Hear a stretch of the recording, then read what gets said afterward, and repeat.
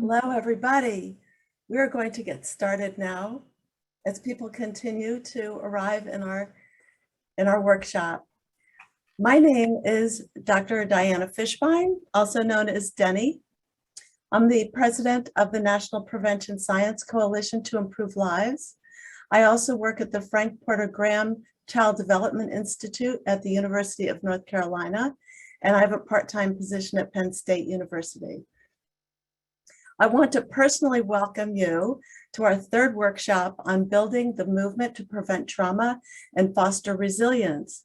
This workshop series is designed to activate and equip local communities or local coalitions to integrate trauma-informed practices and policies into all sectors of their communities.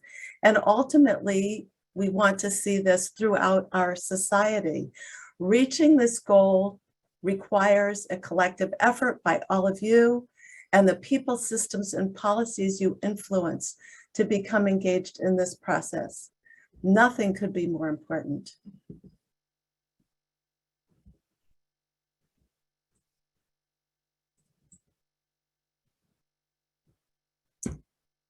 Mouse problems. Organizers of this movement are the Campaign for Trauma-Informed Practice and Policy and Practice, CTIP, the National Prevention Science Coalition that I just mentioned, and the PACES Connection. And we have over a dozen organizations that are co-sponsoring these workshops with a collective vision to inspire this movement. If you take a look here, you'll see all of the co-sponsors of this event. We hope collectively to inform mindsets, change systems, and reform policies to reflect a trauma-informed nation that proactively tackles the sources of trauma at all levels. I want to mention Dan Press, the director of the Campaign for Trauma-Informed Policy and Practice at CTIP, who has been one of the primary impetuses for this workshop series. And I also want to introduce Jesse Kohler, who is the executive director of CTIP, and he will be speaking with you in a moment. And now I want to introduce Ingrid Cochran, who is the new CEO of PACES Connection, replacing Jane Stevens, who recently stepped down and was the founder and previous CEO of PACES Connection. So Ingrid, I'm going to pass this to you. Thank you, Diana, for that introduction. And I'm very excited to represent PACES Connection here and be a part of the building the movement. And I really want to take this time to introduce myself, but then also talk a little bit about what we have planned with our transition at PACES Connection over the next year or so. My name is Ingrid Cochran. I have been with PACES Connection since about 2018. But more importantly, I really want to talk about how I was introduced to ACEs in the first place, just to give some insight on how I entered this movement. And so a long time ago in a previous life, I used to work with juvenile justice. And I was basically what we would call a correctional officer, but for children 12 to 18. And during this time, I really connected with the children that were in my care. Those children were in a facility where they had either committed 3 felonies, rape or murder. And one of the things that I noticed while I was there was that they were overwhelmingly African-American children. And so this was of interest to me, and it pushed me into academics, where I still reside. I'm still an adjunct professor of psychology for Tennessee State University. And so when I decided to go into the field, I had a lens on that comes along with being a person that lives in this country. So I would consider myself to be racist at the time. I was really looking towards African-American parents as the problem when I thought about issues of our criminal justice system and juvenile justice system and it being overwhelmingly or disproportionately African-American and Hispanic. And so this is where I learned about ACEs, where I really was focused on historical trauma as I began to study African-American parenting practices in grad school at Vanderbilt University here in Nashville, Tennessee. This is where I came across the concept of historical trauma, and this led me to the concept of ACEs and the ACEs study. And this really opened my eyes in two different ways. First, that the ramifications of trauma, especially in childhood and across generations, is really having an impact on us as a society. And it also opened my eyes to the understanding that race was traumatic, the concept of race, and then along with racism, institutional and otherwise.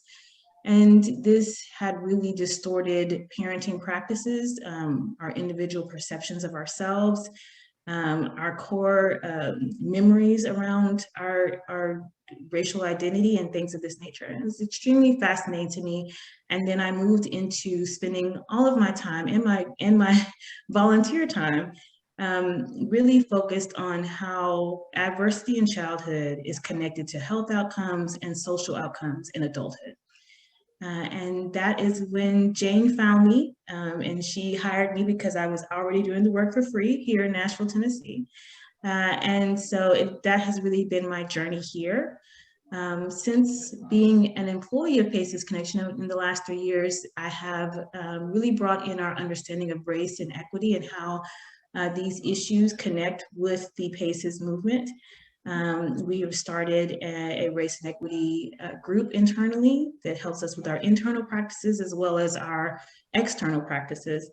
And we've also started the historical trauma series, which I think was something that has still been, very interesting for our followers. And so I think that as we move forward, I'm very excited to kind of align all of the different movements that we have in this country and globally along the same overall understanding that we need to broaden our understanding of trauma. We need to get beyond just our individual ACEs and think what it looks like to have adverse community experiences, atrocious cultural experiences, and so that we can have a better view of how trauma impacts not just us, but our societies, our neighborhoods.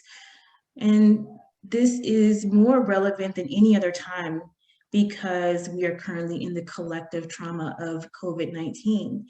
And so we are beginning to see how trauma can impact us on a macro level.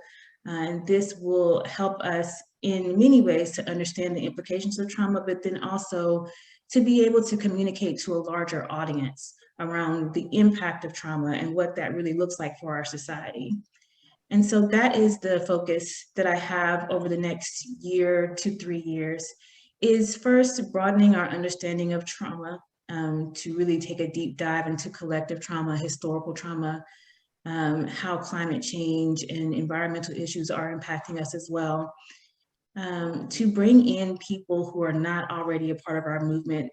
We like to think that even though we have a lot of traction in this movement, your average everyday person does not know about ACEs, does not know about PCEs. And so what does it look like to bring them in the fold? And that's gonna have a lot to do with language, being inclusive as opposed to exclusive in the way that we work, being multi-sector and cross-pollinating. And so we have some things coming in the works to address that here at PACES Connection. First is going to be our Creating Resilient Communities model, which really will look at the individual, bringing in advocates and activists to the fold so they understand how their causes connect to the PACES movement, providing education to help everyone to understand that, hey, if I'm an individual in my neighborhood and I'm concerned with community violence, then how do I organize and ensure that I address this in my community? How do I get the information that I need to understand that ACEs and a lack of positive childhood experiences are the root causes to the things that I'm interested in addressing? Obviously, we'll continue all of the free service that we have around the Growing Resilient Communities model.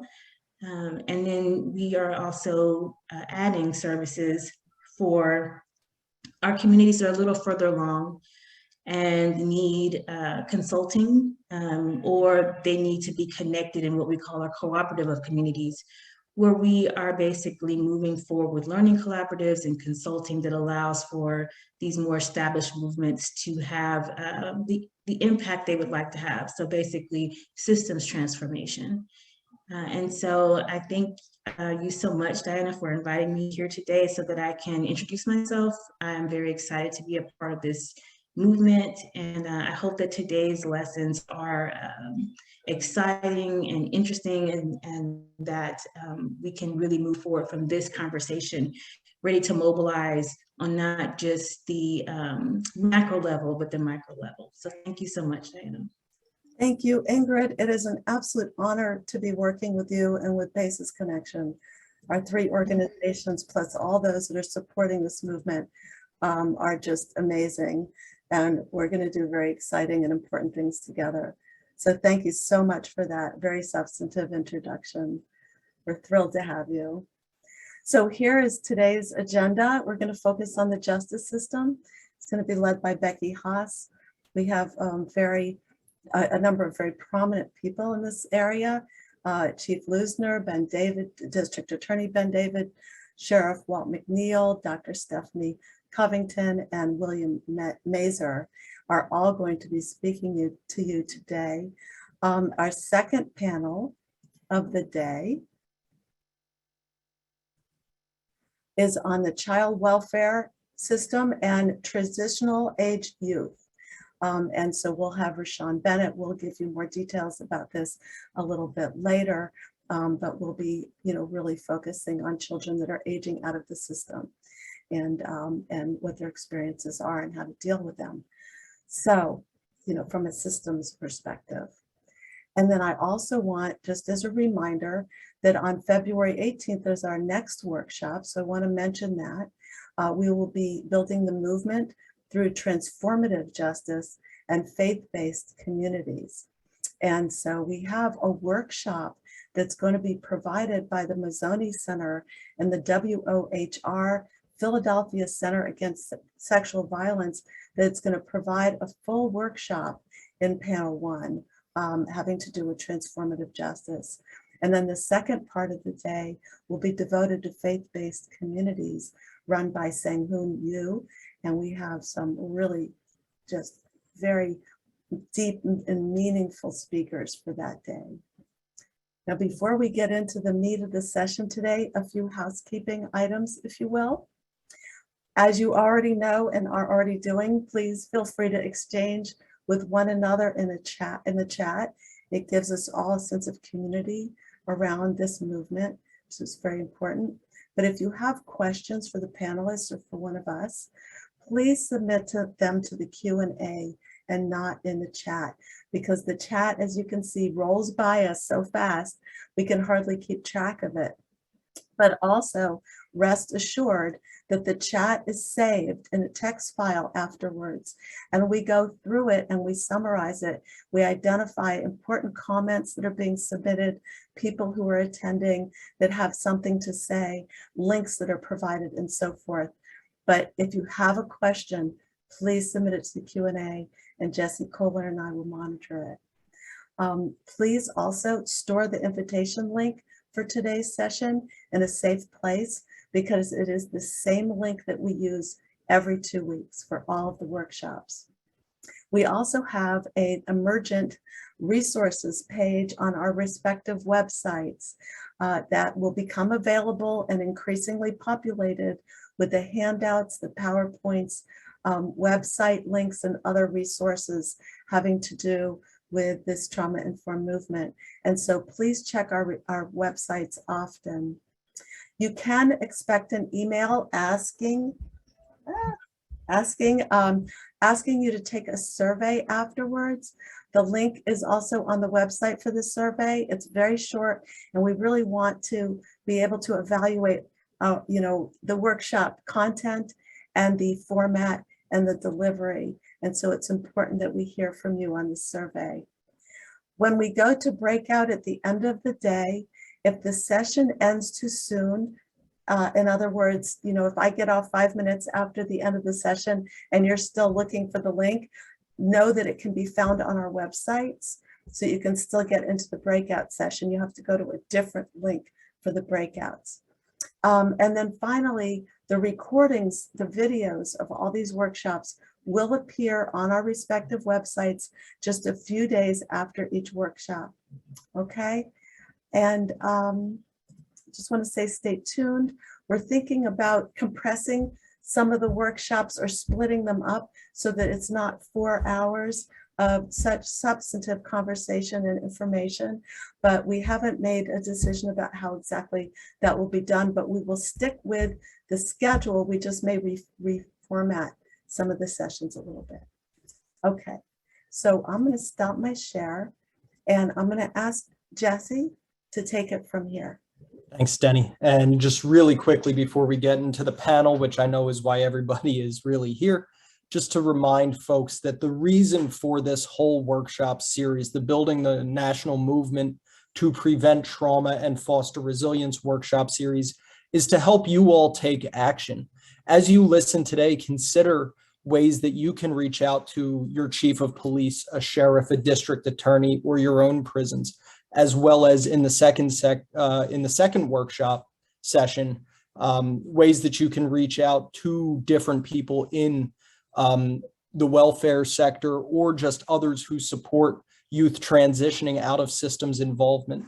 And for previous sectors, we need for folks to reach out to their educational leaders, as well as develop community coalitions. We hope that everybody feels energized as we continue to go through these workshops and develop community coalitions. Join the National Trauma Campaign, join on PACE's Connection, reach out to us and take action, because it's going to take a community. We need a groundswell of support. We need all of you to help us in moving mountains and creating a true movement that does prevent trauma and foster resilience, create the change in the world that we all know needs to happen, which is why we're here together today. And so without further ado, I would like to introduce Becky Haas, who I have had the pleasure of working with on the trauma campaign and gotten to know her as a true leader in the trauma-informed space. She's worked with multiple police departments and has written an article for IACP, the International Association on Chiefs of Police. She can tell you more about all of her work. So without further ado, Becky, I turn it over to you. Betty. Well, good afternoon. Oh, it's so great to see everyone today. Thank you, Denny, Ingrid, Jesse. Excited about moderating this panel. We're going to really just jump right in. I know it's going to have a lot of momentum. So as the moderator of this panel, I just want to kind of frame up what I think we can expect today, and really now as a national and international trainer and consultant around ACEs science, trauma-informed care, positive childhood experiences, why I have a heart for the justice system. So as Jesse said, we really want to look at all of these workshops as a call to action. So excuse me here. So I'm imagining, as you signed on, that we have on this session today justice system professionals. We may have community coalition builders. I co-authored a toolkit in 2019 talking about how to build a community coalition. And oftentimes I find people have a hard time reaching out to the justice system, or may feel intimidated about reaching out to your police chief or your sheriff or DA. So we've got some great leaders today that are going to give you some tips. And then also, if you're a cross-sector program leader, we want to encourage you today that you're going to be able to get some information to build your toolkit for growing your collective impact within the justice system. So with that said, the way that I heard as Ingrid shared her ACEs journey, I was working for the Johnson City Police Department as a civilian. I was hired in under a planning grant, and then I wrote, and we were awarded an $800,000 Office of Criminal Justice Program grant called Targeted Community Crime Reduction Project. And there was about 6 of these grants awarded across the state of Tennessee. And the way that it worked, that I, as the director, we had done a 5-year look back on the areas in our city that had the highest amount of drug-related and violent crime. We did a 5-year data look back, and we narrowed it down to 2 neighborhoods. And then as the director, I was to bring together community stakeholders to find prevention, law enforcement, a program to reduce recidivism, and things that were proactive that we would do as a community. And, you know, I don't play a musical instrument, but I imagine the joy a band leader has when they get a band like what I had come on board in our community. And we did everything from increasing street lights to working with downtown merchants as far as with homelessness. I was so pleased to work with our local NAACP after the Ferguson shooting. He reached out, Ralph Davis reached out to our chief about how could we as police be proactive to understand our culture and embrace the rich diversity in our community. And so we started a program called Community Roundtable, which in 2015, we launched our first ever Unity March for Martin Luther King birthday, which was just held here a few days ago. We also launched a first probation program of its kind in the state of Tennessee, working with corrections, mental health, the first judicial district. It was for felony offenders with addiction. And as we navigated through this, we ended up with 19 programs, 35 agencies did together, and we were awarded one of 5 prestigious awards in 2014 from the National Criminal Justice Association. And we were even cited by the U.S. Department of Justice. And all of this was so surreal to me. But what was amazing was seeing our community come together around the conversations of enhancing public safety. And as a result, our program to reduce recidivism, we launched the Day Reporting Center, which has been a successful model in Georgia. We altered it a bit where it's a 20-hour, year and a half, it's 12 months to 15 months. Someone comes in at any, when they are out on probation, if they violate probation, the judges have it as a resource to send them. And they're there 20 hours a week, the first phase, then 15, then 10. And this program in Tennessee in 2012, when I started, recidivism is 48 to 50% in Tennessee. And this program, when you graduate from this program, it cuts it to 21%. And so I had the real joy in 2016 at the end of my grant, working with TDOC, who acquired this program. And in 2021, our governor, Bill Lee, just announced a $4.7 million funding extension to TDOC to expand this program. So what did I learn when I'm knocking on doors in neighborhoods and finding out about a need for streetlights, or working inside the jails, or listening to judges? What did I learn? This really, my friend Jane Stevens said to me one day, Becky, I don't know if you found ACEs or ACEs found you, because I was hearing this in the justice system. And so what I learned was that root causes of crime include household dysfunction and lack of nurturing support for children and youth. I learned that examples of community trauma were lack of housing, food scarcity, unemployment, poverty, racism, and an equitable access to the services. And I learned on many ride-alongs. My husband thought for a while he might have lost me to the night shift, because I would do ride-alongs with the officers and see the calls, domestic violence. In 2015, every every 12-hour shift in our very small rural community, we averaged 11 calls coded domestic violence. And I learned that police work is often like social work, yet they have very little training to prepare them for this part of their job.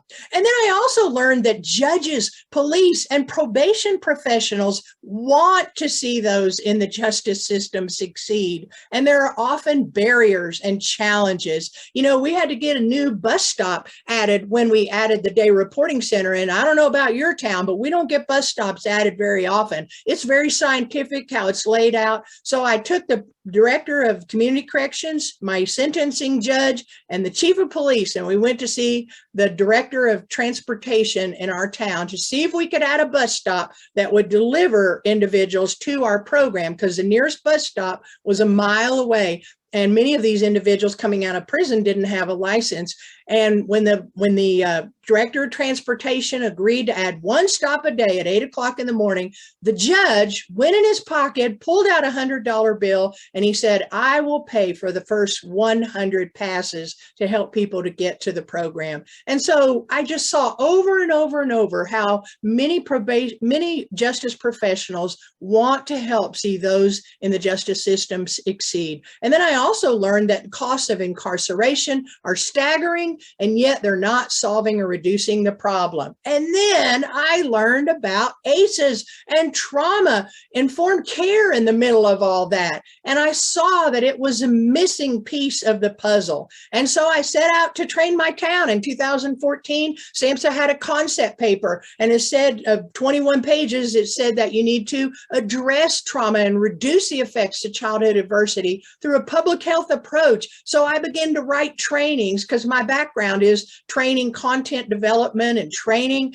And so I partnered with Dr. Andy Clements at the ETSU psychology department. And in keeping up our job, I'm running 19 programs with 35 agencies. I'd go in at 6 in the morning in the police department to keep all my programs running. And Andy was keeping her job running as faculty and a researcher. And in 3 years, we had trained over 4,000 professionals in our community. And we wrote SAMHSA and we said, we'd like to host a webinar and find out all the other towns that have been doing this. And that's when we found SAMHSA wrote back and said, you know, we don't know of another town. And so we held a forum in 2018.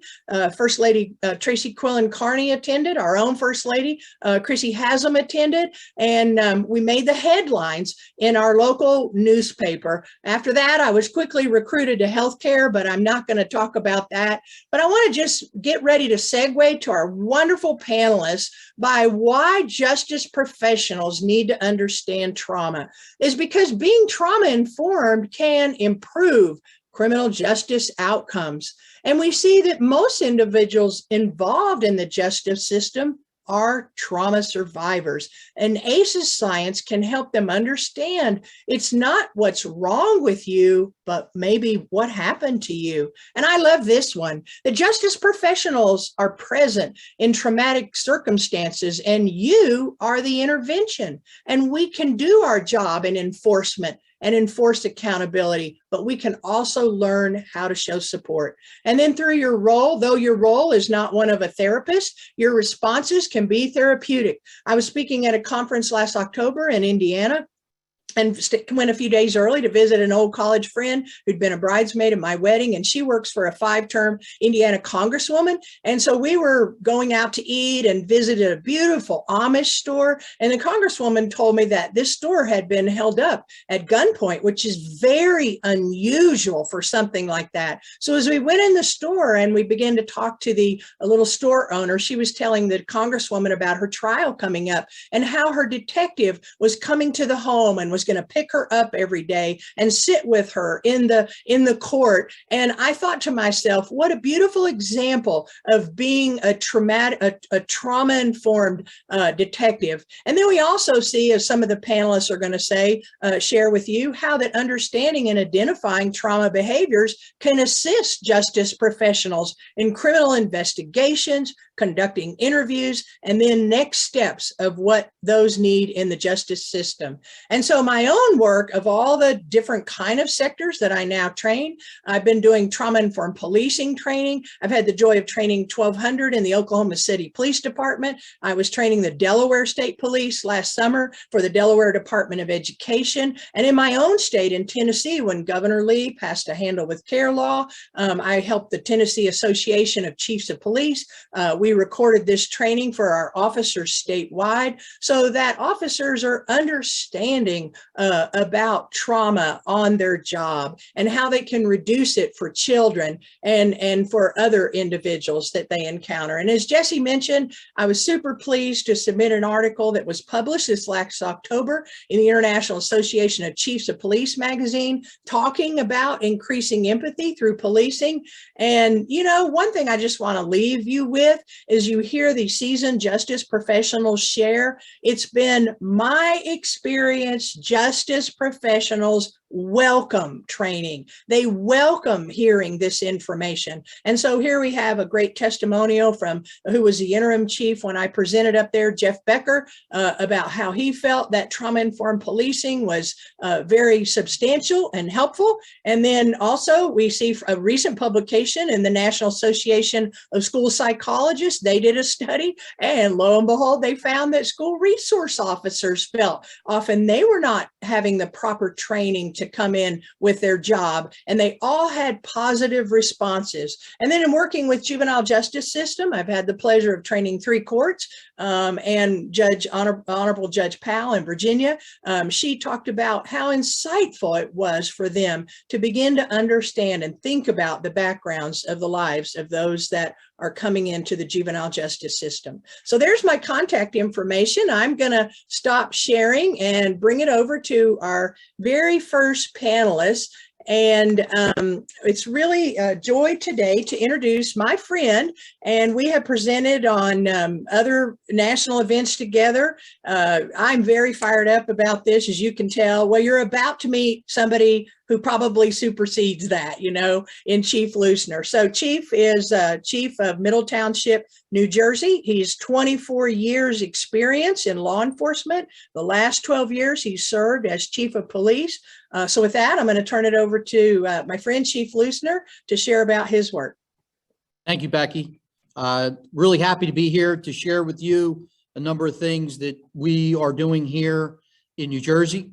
I am the past president of the New Jersey State Association of Chiefs of Police. And during my tenure as Chief of Police, I made it my #1 priority to raise awareness of ACEs in the law enforcement community and promote trauma responsive police practices to be able to reduce the dose of trauma, reduce trauma when police officers are in the field and on the front lines when a lot of these situations are happening, how we can partner with schools and then build resiliency and promote healing in our communities through getting our kids more connected to community and trusted adults. So when I talk about trauma responsive policing, I always start with the definition of community problem-oriented policing. I spoke at the International Association of Chiefs of Police Training Conference in Chicago a couple years ago about this. And if I would go in a room and say, how many chiefs practice community problem-oriented policing, they would all raise their hands. And when I was promoted to chief in 2009, I looked to other departments across the country that were practicing community policing and modeled what they did. You look at the definition, it says, partner with the community to get at the root cause or the underlying cause. So the things I did as a new chief were connect people with mental health services, connect people with substance abuse services, housing services, try to have those partnerships in the community to really get at what I thought was the root cause. And then in 2016, I was involved in a grant in public health. I didn't realize what I was getting into at the time, but the hospital put together this team. We got $200,000. There was a superintendent of schools, myself as the chief, CEO of the largest provider of mental health services in the county, and the vice president of the hospital. I went in 2016 focused on the opiate epidemic because that's something that was really impacting my community and my state. Once we started to talk about the issues we were dealing with, we came across the ACEs study and I was blown away. I said to myself, how's no one talked to me about the ACEs study? This is the root cause in many cases. We need to go upstream. So I started, and our group, we started to work together to build a resilient community, a trauma-informed community, and start to spend those dollars and seed that money to start to see practices. What is predictable is preventable. Now, I will tell you this. I wasn't sure exactly, well, how am I going to tackle this as a chief of police? How am I going to put things in place? So these are various community partners. This is true partnership with the community. I tell chiefs all the time, they'll say, oh, I can't take on another program. I can't take on this. I can't take on that.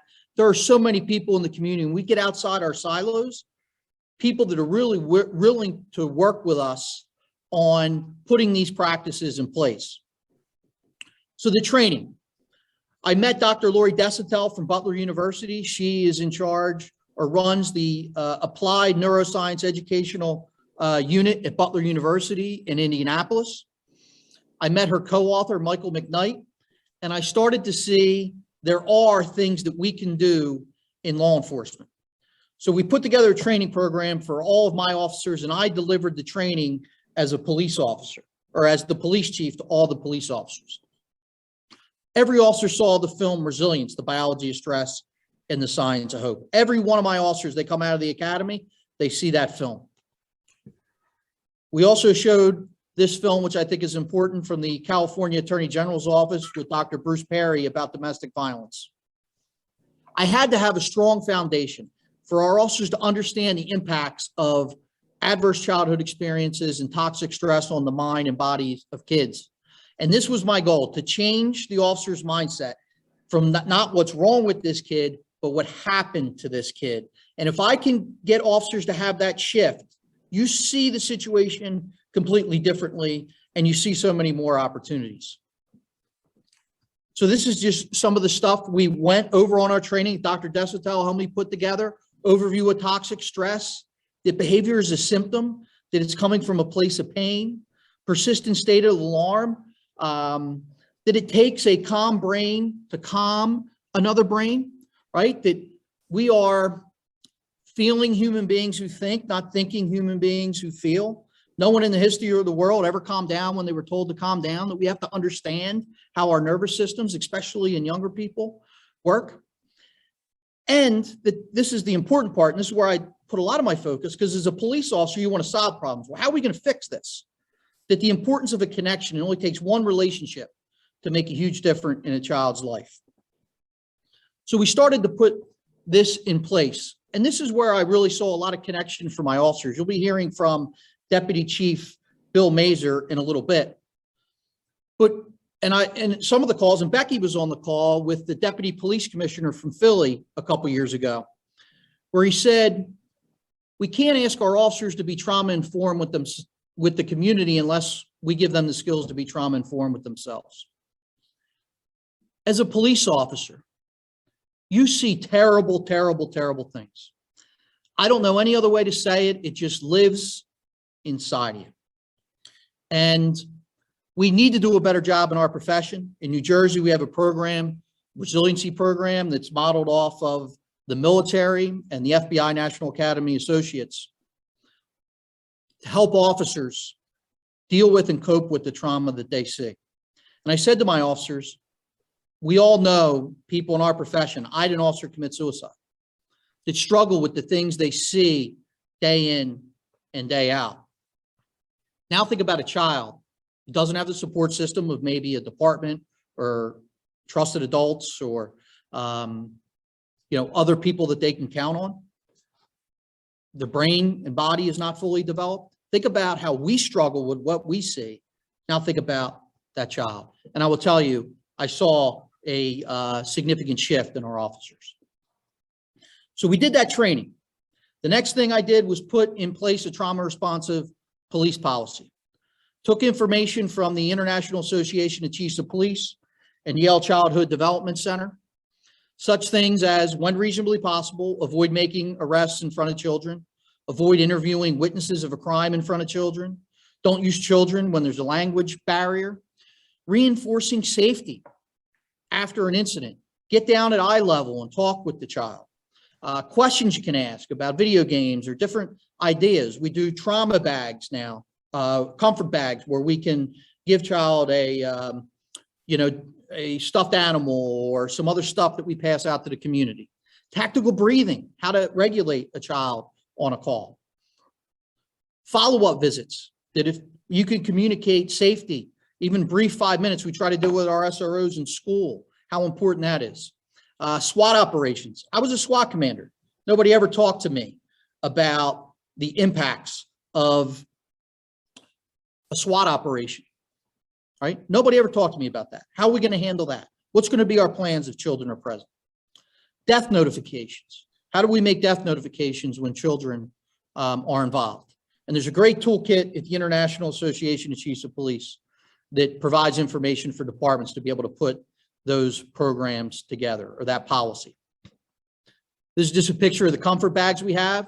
If we're on a scene where there was a traumatic incident, that these officers have these tools or have these things that they can give to the child. Next, we instituted a handle with care program. This program was started in West Virginia, which is a mechanism for us to notify the school when a child was present at a dramatic event. Our typical communication with the school had revolved around if a child was in trouble, that got arrested or there was drugs or something that may impact the safety or order in the school the following day. We did not communicate to the school that a child was just present. That notice has to get there before the bell rings the following day, so that when the child comes through the doors, the teacher knows that something may have happened. No other information, just handle with care. So that if there is a behavioral issue or the child's falling asleep in class, that the school doesn't take steps to compound the trauma because they didn't know something happened the night before. Our first school year, we had 116 referrals in Middle Township.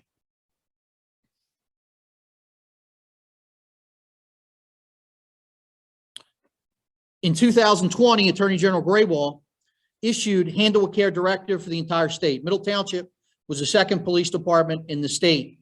Newark Police Department up north outside New York City did it, and Middle Township did it at the same time. We didn't realize we were doing it at the same time. But Attorney General Graywall, who attended the session that I spoke at IECP, came up to me afterwards. I was president of the state association at the time and said, we need to make this statewide. So Attorney General Graywall in New Jersey has the power to mandate, and he did, all 400 police departments in New Jersey to adopt a handle with care policy. We trained all 40,000 police officers on the impacts of toxic stress and ACEs, and also included in that training a block that connected to our officer resiliency program, where Dr. Kate Tumblety-Felice did a section on officers being trauma informed with themselves and giving them some tools. Our handle with care program, the follow-up visit that's recommended by the IECP and that policy I talked about. In our elementary school, our SRO, he does an amazing job, Officer Julio Ruiz. He has lunch every day with a different group of kids. We have a child that has a handle with care referral. We include that child in an overall group that has lunch with Officer Julio to try to have a positive interaction. With the older kids at the high school or the middle school, we'll try to have a high five in the hallway, some type of positive interaction with the child. Runaways, we completely revamp runaways.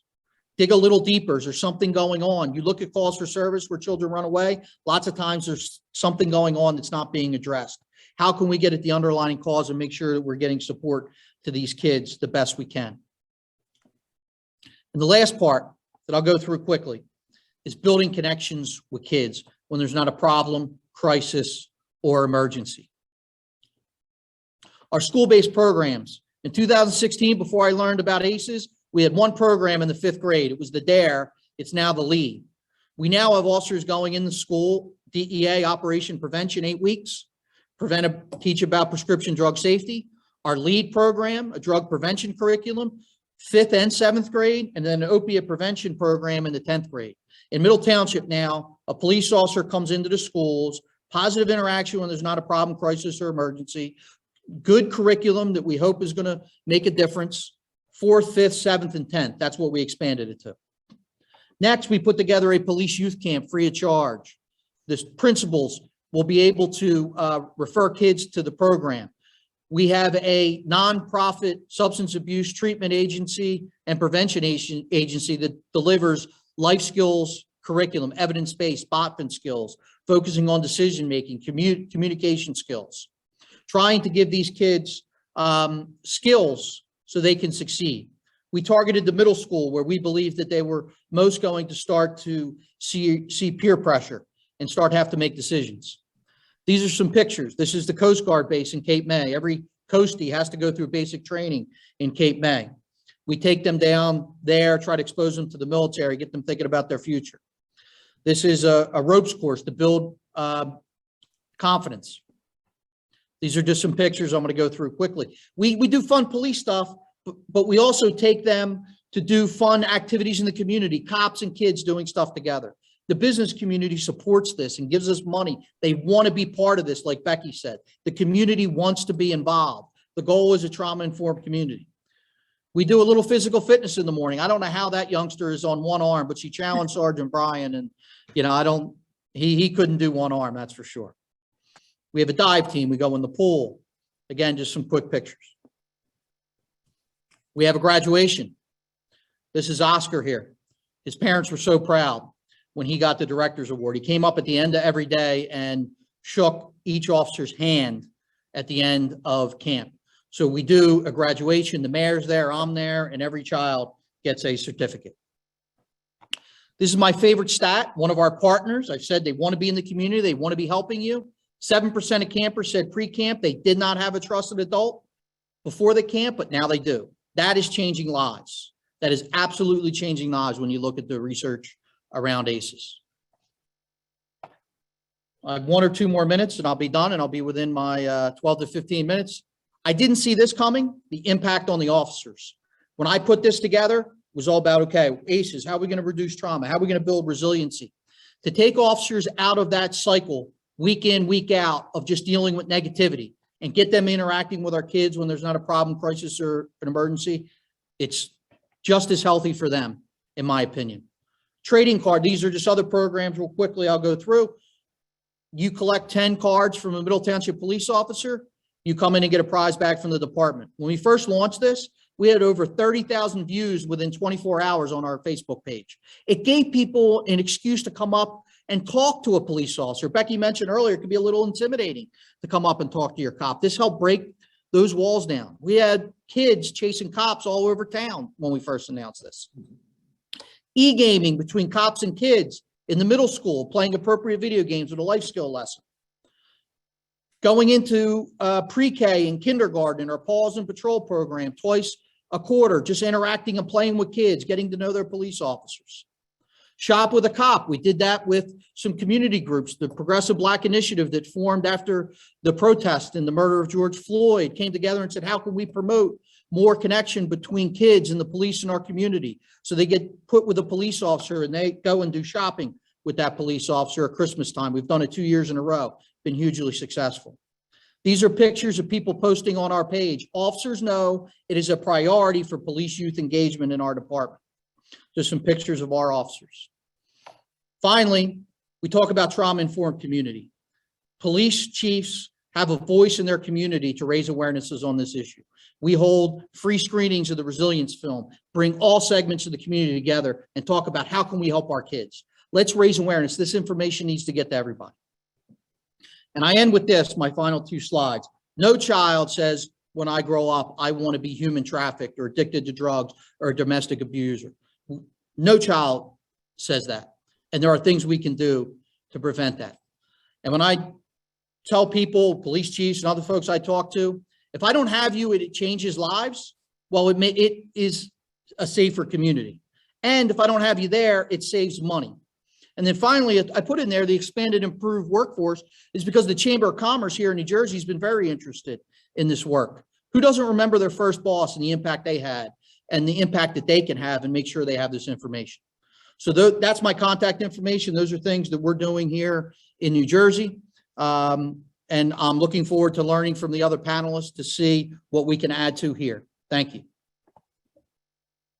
Thank you, Chief Leusner. I always enjoy having you on a panel and presenting, and just so inspiring. I love the unintended outcomes that you're seeing, and you know, in my work in helping to train police, seeing some of the similar things. In Chattanooga, the chief, we started cop care bags where each patrol car has a bag to help de-escalate trauma on scene. So I applaud your work.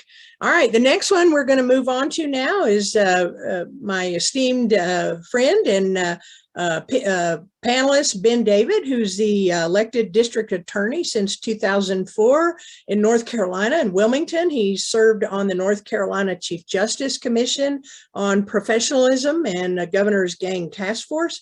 He is a founding member of the Law Enforcement Leaders to Reduce Crime and Incarceration. Just like Chief Leusner, I'm going to let Ben tell you a little bit more about himself. And with that, we're going to turn the panel over to Ben. Welcome, Ben. Well, thank you so much, Becky, and hello, everyone. I am absolutely thrilled to join you today, and I want to begin by saying that I know that there are many people I admire on this call who've been doing important work in this space for a long time, and I want to stress that what I'm covering today, I don't pretend to be an expert about. I say that I've joined forces with a lot of other people in our community, many other justice officials, including some who are on this call, but also people outside of the justice system, to really look at the science of hope and this biology of stress, that I believe we can utilize this science not only to solve cases and prove them beyond a reasonable doubt like we do with DNA, fingerprints, and ballistics and the like, but we can actually use the science of ACEs to prevent cases. As the chief said, what we can predict, we can prevent. And we know who our next victims are going to be and who the next defendants are going to be if we do nothing.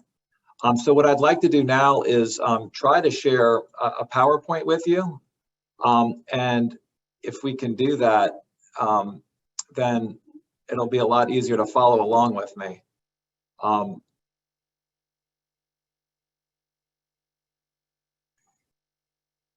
Give me just a second while we work through this. While I have my assistants helping me on this, let me just say a couple of other things. You know, they say that an ounce of prevention is worth a pound of cure, and I absolutely believe that. Your mother has been saying that for years, in addition to nurses and doctors. Well, it's time that prosecutors and police officers say the same thing, because it turns out that the root causes of crime, they're the same thing as the social determinants of health. And when we make our communities healthier, we actually make them safer also. Today, I want to talk about things that I believe are confronting everybody who's listening right now, whether you live far out on the West Coast, and I saw people in that time zone on this call, all the way across this country. We know that we're confronting an opioid epidemic right now. We know that there's youth violence that's spiking in some places like never before because our children have lost the protective factor of schools. And so it's really important that we all come together around this science right now to say, are there strategies we can employ to actually prevent crime? So what I'm going to do now is I'm going to walk you through a journey that I've been on for 17 years as an elected district attorney, working with many other people in our community. Can you see this slide as I put it up now of my whole team?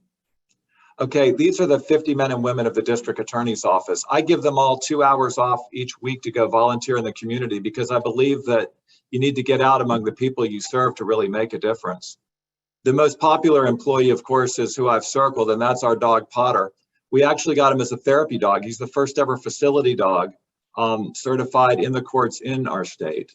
But I thought I was getting him for children testifying in these terrible cases involving sexual assault. And in fact, he is allowed in the courtroom when they testify. But what I've come to find in the 4 years that he's been wandering around our office is that our employees need him even more than the people we serve. Just as Chris mentioned that there's a real need to focus on employee wellness in law enforcement.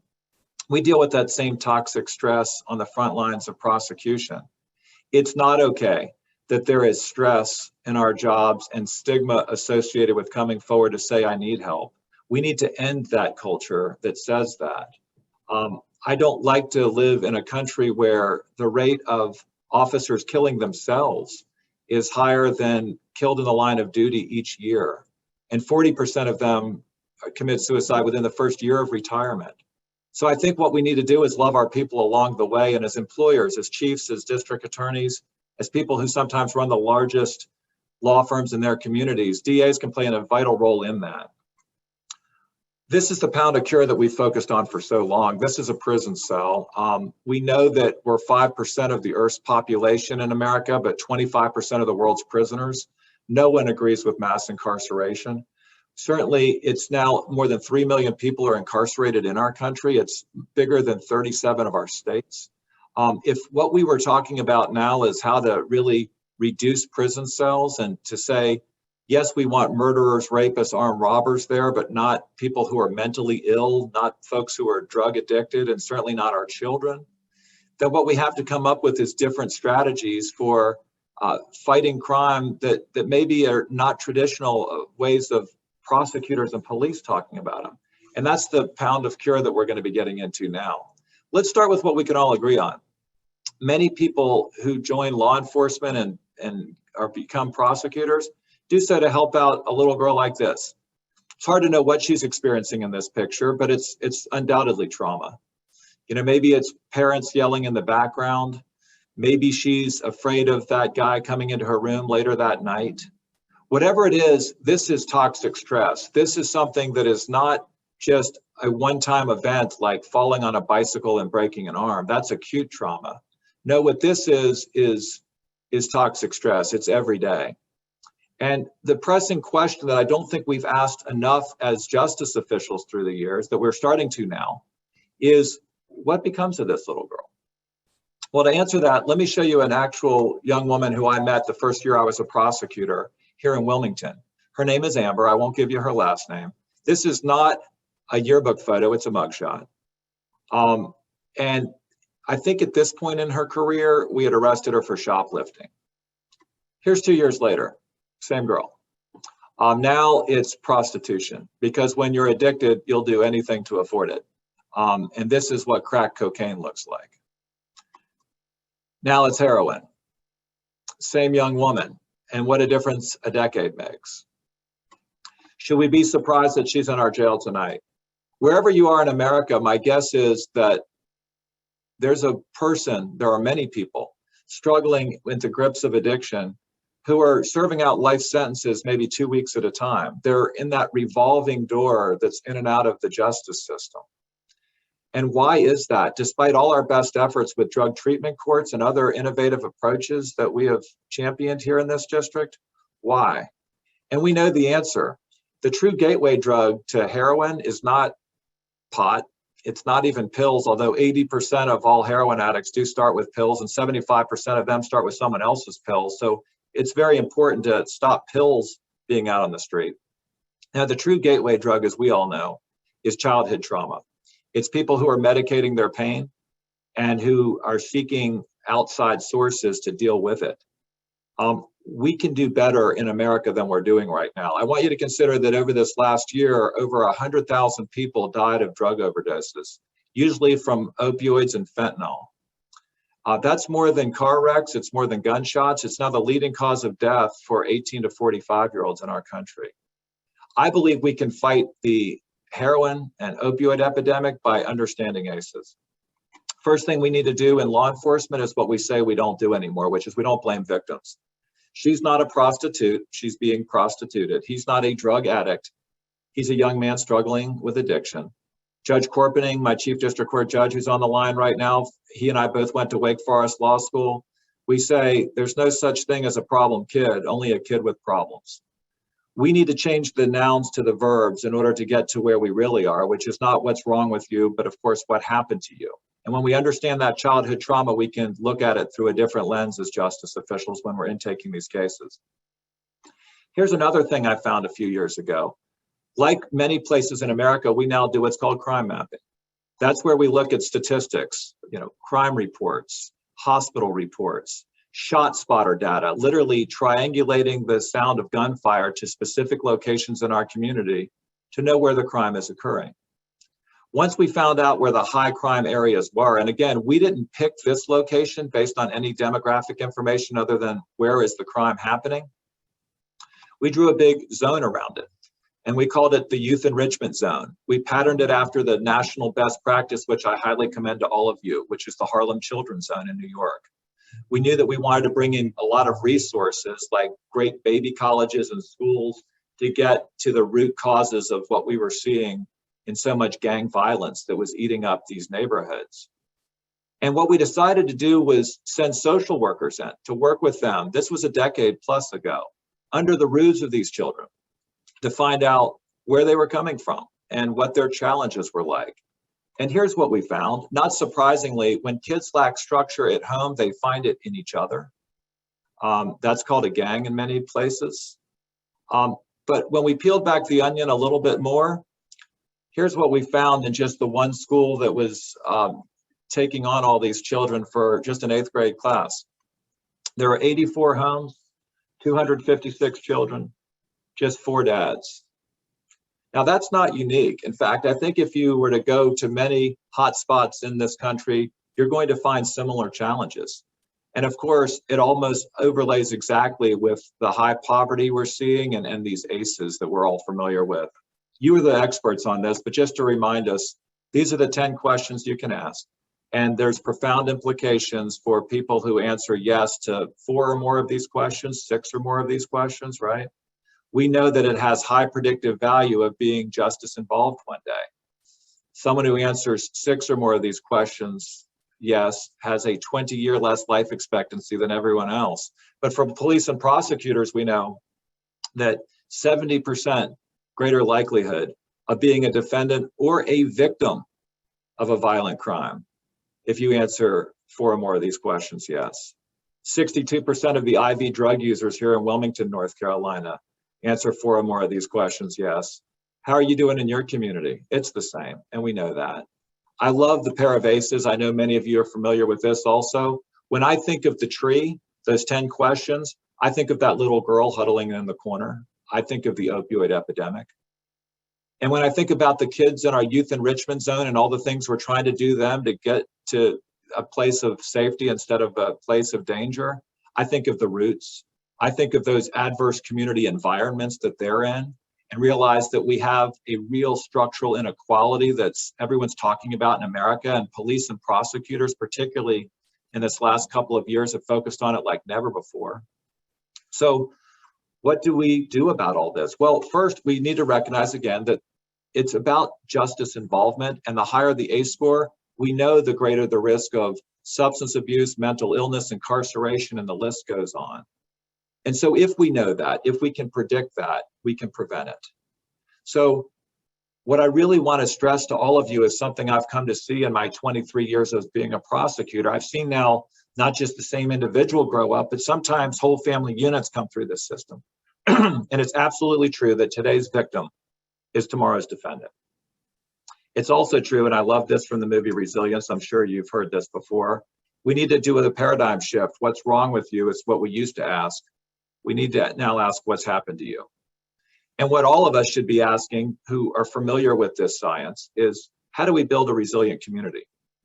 Well, I'd like to take you on a really 17-year journey since I've been the elected district attorney to involve my office in those community outreach efforts, that 2 hours off each week per employee and how we engage.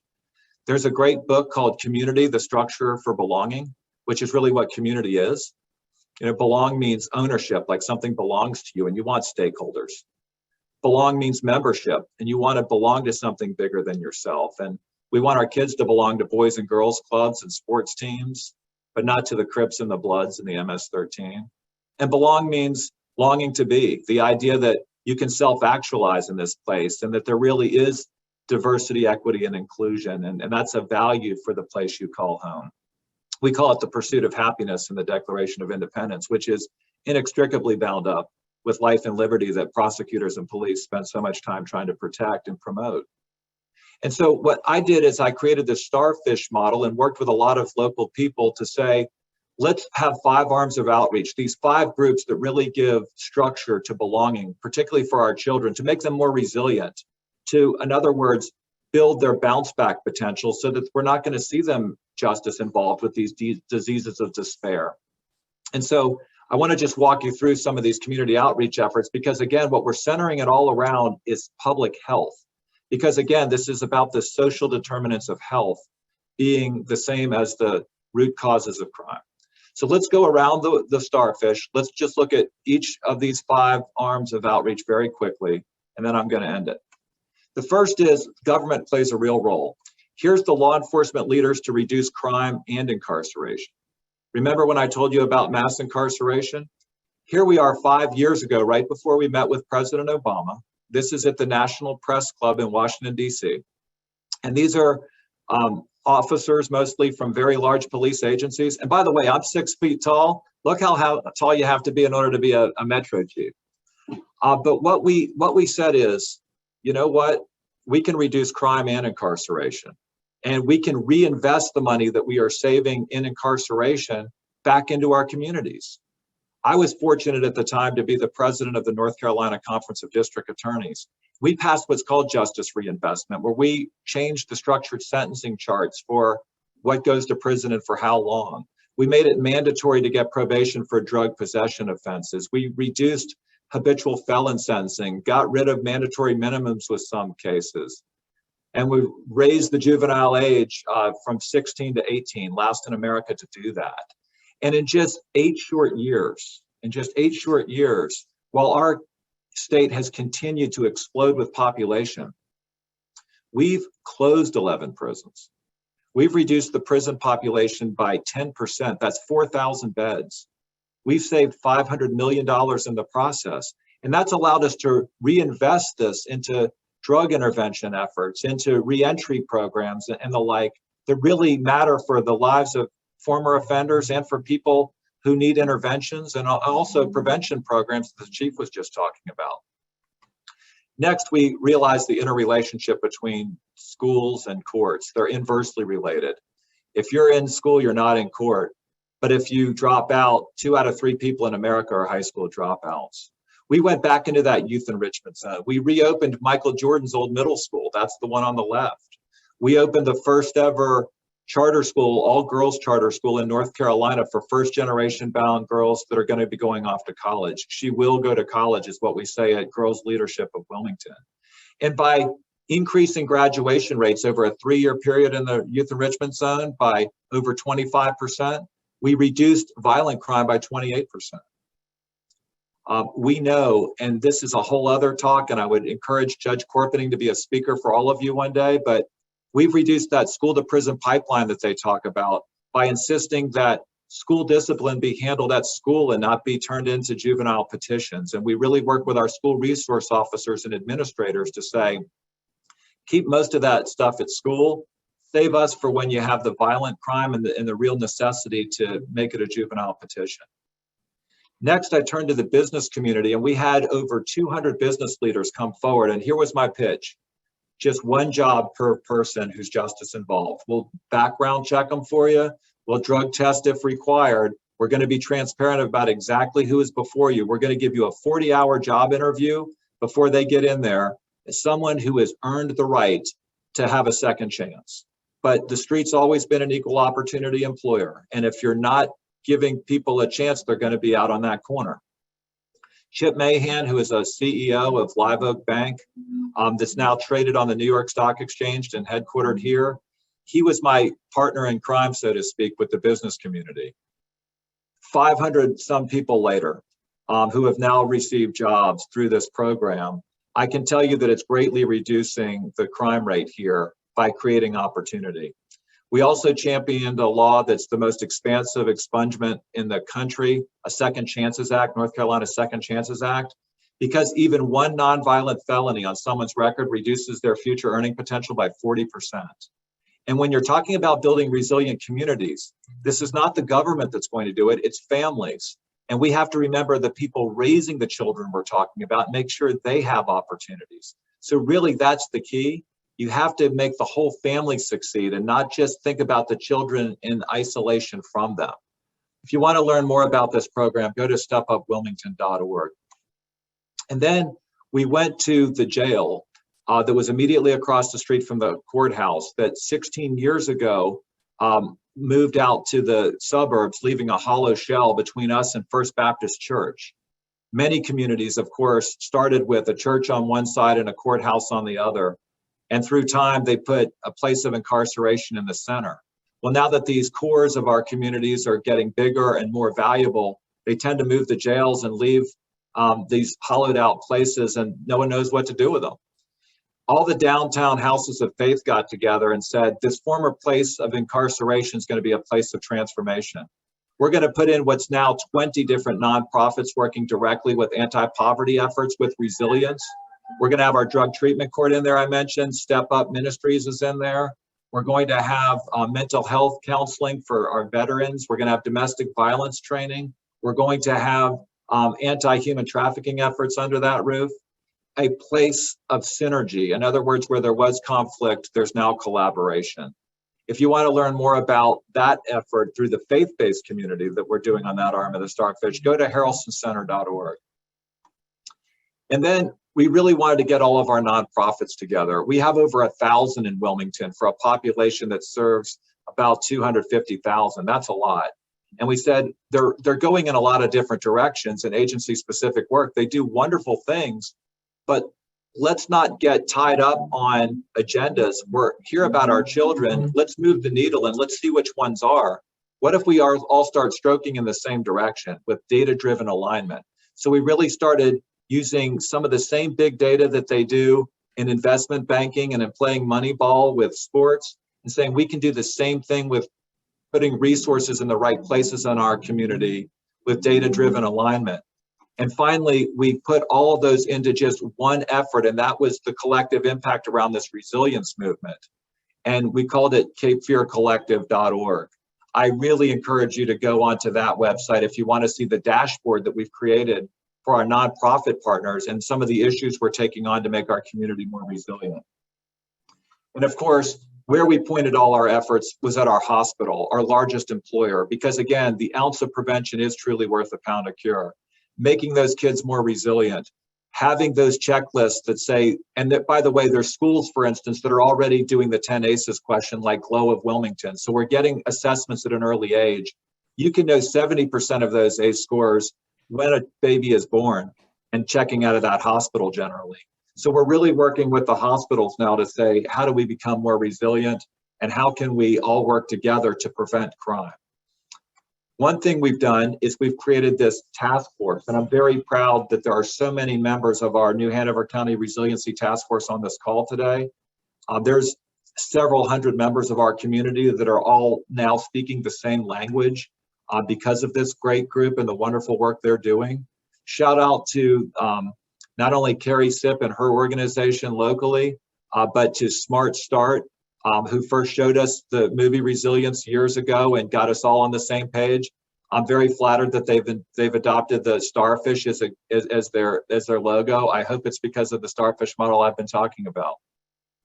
But we're not just trying to do this at the local level, we're taking it to the state level.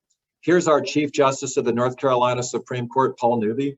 To his right, your left, is Andrew Heath, who is head of the Consolidated Court Systems that we call the AOC, or the Administrative Office of the Courts.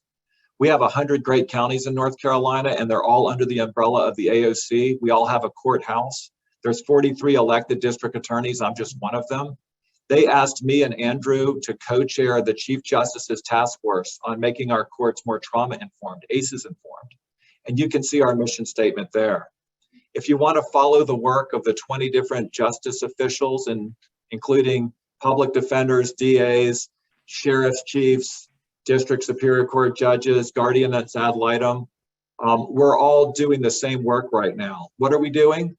Well, the first thing we're focusing on is education and training. We're working with Duke, and they've quite literally written the book on a lot of the trauma-informed care that's going on out there. The Bolsh Institute is specifically training judges in juvenile courts. And we understand that a lot of this resides not in criminal caseloads, but in DSS and in family courts, abuse, neglect, dependency. The Conference of DAs, the Conference of Clerks, the Conference of Judges, they're all under the AOC, and we're now blasting out some of this training regarding ACEs directly to them. With the click of a mouse button, we can get to 7,000 of them now. And we're also working on program development. I saw Lynn Tepper on this call. We're really interested in what's going on down in Florida. I'm a huge fan of what Becky Haas is doing in Tennessee. In other words, we look for national best practices and unabashedly we try to steal them. What we're really focusing in on now is the baby court model in Florida. We're really big on treatment courts, community recovery courts for mental illness, for veterans treatment. We don't call it post-traumatic stress disorder. There's nothing wrong with you if you have post-traumatic stress after you've experienced what many of them have experienced. What we're talking about now is how to navigate from it. We're also putting people in our local jails and in our prisons to say, if you're about to get out, let's get you right to treatment. That critical piece of, while you still have a quote unquote captive audience, bringing them to their first shot of, the drug that might help them stay off the other drugs, or to get them to that therapy appointment. I'll also say that, circling finally back to wellness, we do need to end the stigma. It's not us against them. Police are guardians, they're not warriors. Too often they're only made famous when they involve a use of force case or a viral video. Every year I try to have what I call Service Above Self Awards, where we talk about the wonderful community-based policing that's been going on that Chris just talked about. I highly commend that to any district attorney who might be on the line and anyone who is in Rotary. That's the motto of Rotary. I think there's an opportunity to celebrate people who are trying to do this work and build that relationship, particularly between the people most in need of justice, who are in those adverse community environments and adverse childhood experiences. And we're doing that one child at a time and one police officer at a time. I'll end by saying I have a website that spells out a lot of this. I've done an 18-minute TED Talk on building a more resilient North Carolina that's on here. I've also written a book about the starfish model that you can find on there. You can send me an email if you'd like to get the code for it that will give you a discount if you're in the justice system. And I'd be happy to get in touch with you through this website. I know that there's several communities that are doing this work. And again, I don't pretend to be an expert. What I say is this thing that we're doing here, I know can translate to other communities because I've taken some of your best work and brought it here. And if it's something we can help in sharing it, I'm happy to do that. Thank you for giving me this opportunity to say just a few things today. I know it's run long, but I hope it's been worth it. Thank you. Thank you, DA David. Always so inspiring and so rich. He also has a wonderful TED Talk. I quote him very often in a lot of my training. So we certainly applaud the work that you're doing and hope that it could be replicated in all the states. Our next distinguished panelist, he's the only one I've not yet had the pleasure of meeting. We have exchanged a few emails, but I do know two of his biggest fans, Judge Lynn Tepper and Dr. Mimi Graham, who I've worked with on some projects in Florida and heard so many great things about your work. Sheriff McNeil, he is elected sheriff of Leon County as of 2016. He's a 40-year distinguished law enforcement career and a public servant. So since we're running short on time, I'm going to turn it over to him and welcome you to our panel, Sheriff McNeil. Well, thank you all for the opportunity to speak. And I must say that our previous speakers covered this issue extremely well. And I'm going to try not to trace where they just come from. But let me say first that these issues of resiliency and building some environments where we work on trying to prevent trauma are the key, I believe, to our successes as law enforcement organizations and as communities. I think, as the chief said previously, getting away from the fundamental old regime in terms of how we police communities, seeing the police as this group of folks who are only in this silo.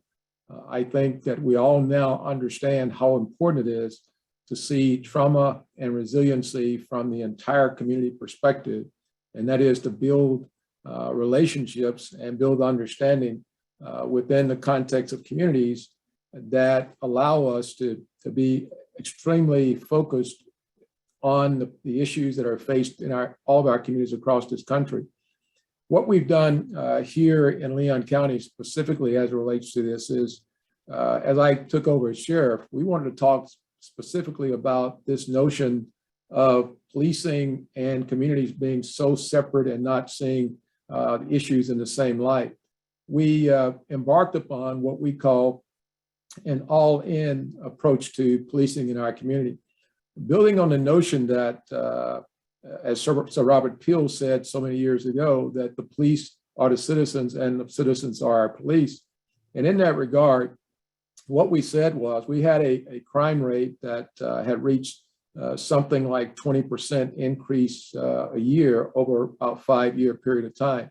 And what I said to the citizens of Leon County here in Florida is that law enforcement cannot drive this crime down without the assistance and the involvement of our citizens, particularly realizing that many of those underserved communities, African-American communities specifically, are victimized by some social issues that are going unaddressed. Quite honestly, I was extremely satisfied with the fact that our chambers of commerce here in Leon County understood that issue and sat down with me and started talking about what can we in fact do as a chamber, and what can we do as business persons in our community. Having served as the Secretary of Department of Corrections here in the state of Florida, I knew that one of those inroads into our communities that creates this trauma, particularly deals with families of persons who are formerly incarcerated and those children. So we talked about the fact that one, we need to do something on the front end while persons are incarcerated coming back into our communities. Then secondly, how do we then rebuild those families? Those are crucial components, and it's very difficult for our societies and communities to focus in that regard. So we took this on as a significant challenge in our community, and we built a reentry portal in our detention facility, and we've built the capacity for social service organizations to come to our location. We have a business office where they have rooms and where they can come and talk to inmates as they come back in our community, talk about the various jobs that are available, and then connect those inmates not only with those jobs, but also with families. One of the things we do that I think is perhaps different is that instead of having children visit our inmates while they're incarcerated, we talk about trauma and we talk about resilience. Well, obviously, from my perspective, you traumatize a kid a second time if you bring he or her to a prison or to a jail and put them in that environment to interact with their loved one.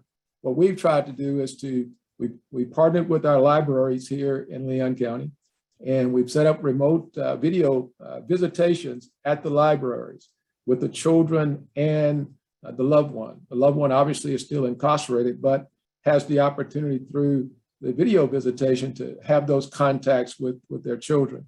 We believe we've just started this. This is about 6 months of doing that. We believe we're going to see some significant improvements in those relationships. The other thing that the chief spoke about in terms of trauma, particularly as it relates to, in my case, deputies. As our deputies are engaged, particularly in our schools, one of the things that we know, and I think the chief talked about this, so I'll reiterate a little bit, is that a child who is in a house where mom is being battered or the husband's being battered or whomever it is, in those circumstances, those children are there and they see what's going on.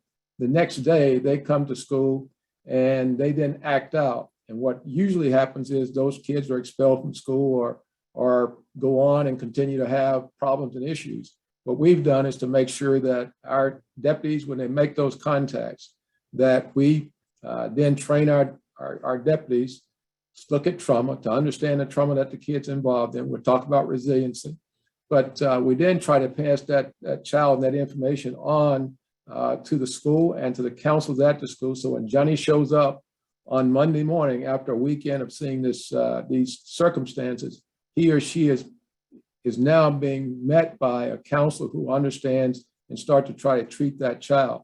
So that's one of the innovations that we work so diligently on. The other aspect of our entire effort we call All In, again, the All In platform, we have taken some additional steps with respect to trying to build resiliency and capacity in our community. One of the things we understood very immediately after I became sheriff was that we needed a concerted effort to deal with children issues in our community.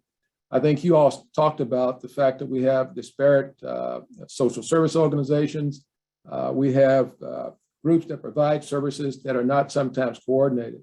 What we decided to do, and not just with my leadership, but the leadership of the entire city of Tallahassee and county of Leon, was to focus on trying to build what we call a children's services council. We got these in the state of Florida, across the state. We didn't have one here in Leon County. And we went about talking to our citizens about the prospects of creating a penny sales tax, where those dollars specifically would go to trying to address the early childhood experiences, of adverse childhood experiences of the youth of our community. I'm glad to tell you that the citizens of Leon County overwhelmingly agreed that we should put dollars in place and build this Children's Services Council. The council is still in process. We have not had meetings just yet. No monies have been spent, but we've been building that council up so that we can, in fact, have those outcomes that you all talked about.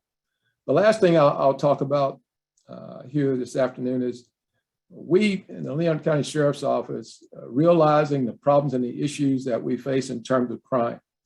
One of the things we realized during the 6 years I've been sheriff, we've driven crime down about 5 to 7% each year, mostly focused on relationships we've got with social service organizations and their abilities to go into these at-risk communities. Particularly, we have a zip code 32304, which is the poorest zip code in the state of Florida.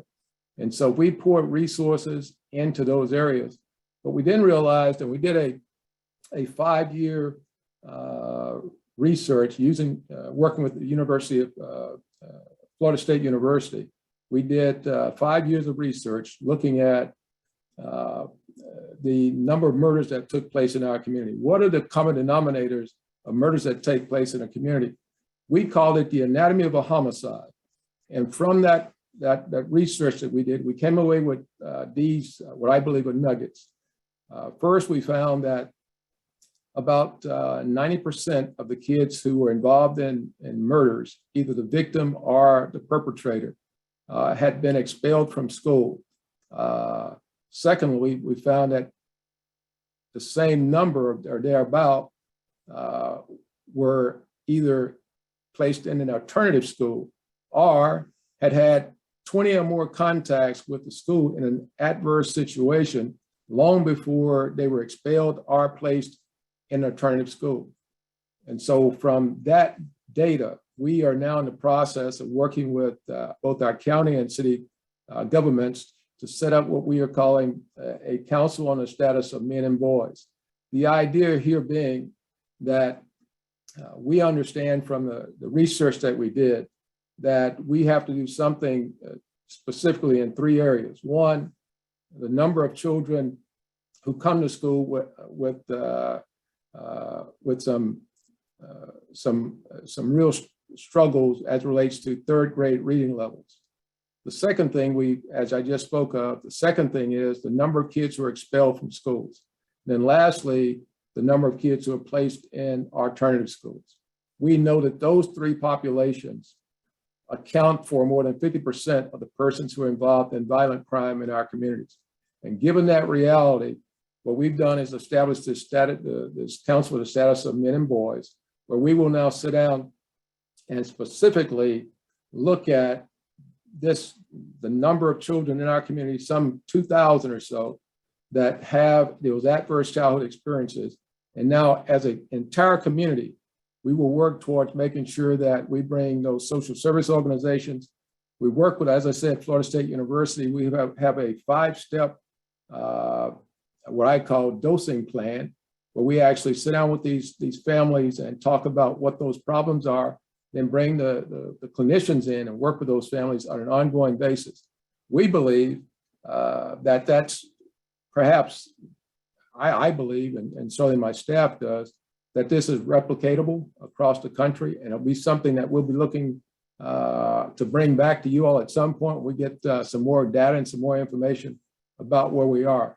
But let me just simply close by saying that much of the information that Mr. Attorney David talked about and Chief Lanier talked about are some of the things we're doing here in Tallahassee, Leon County as well.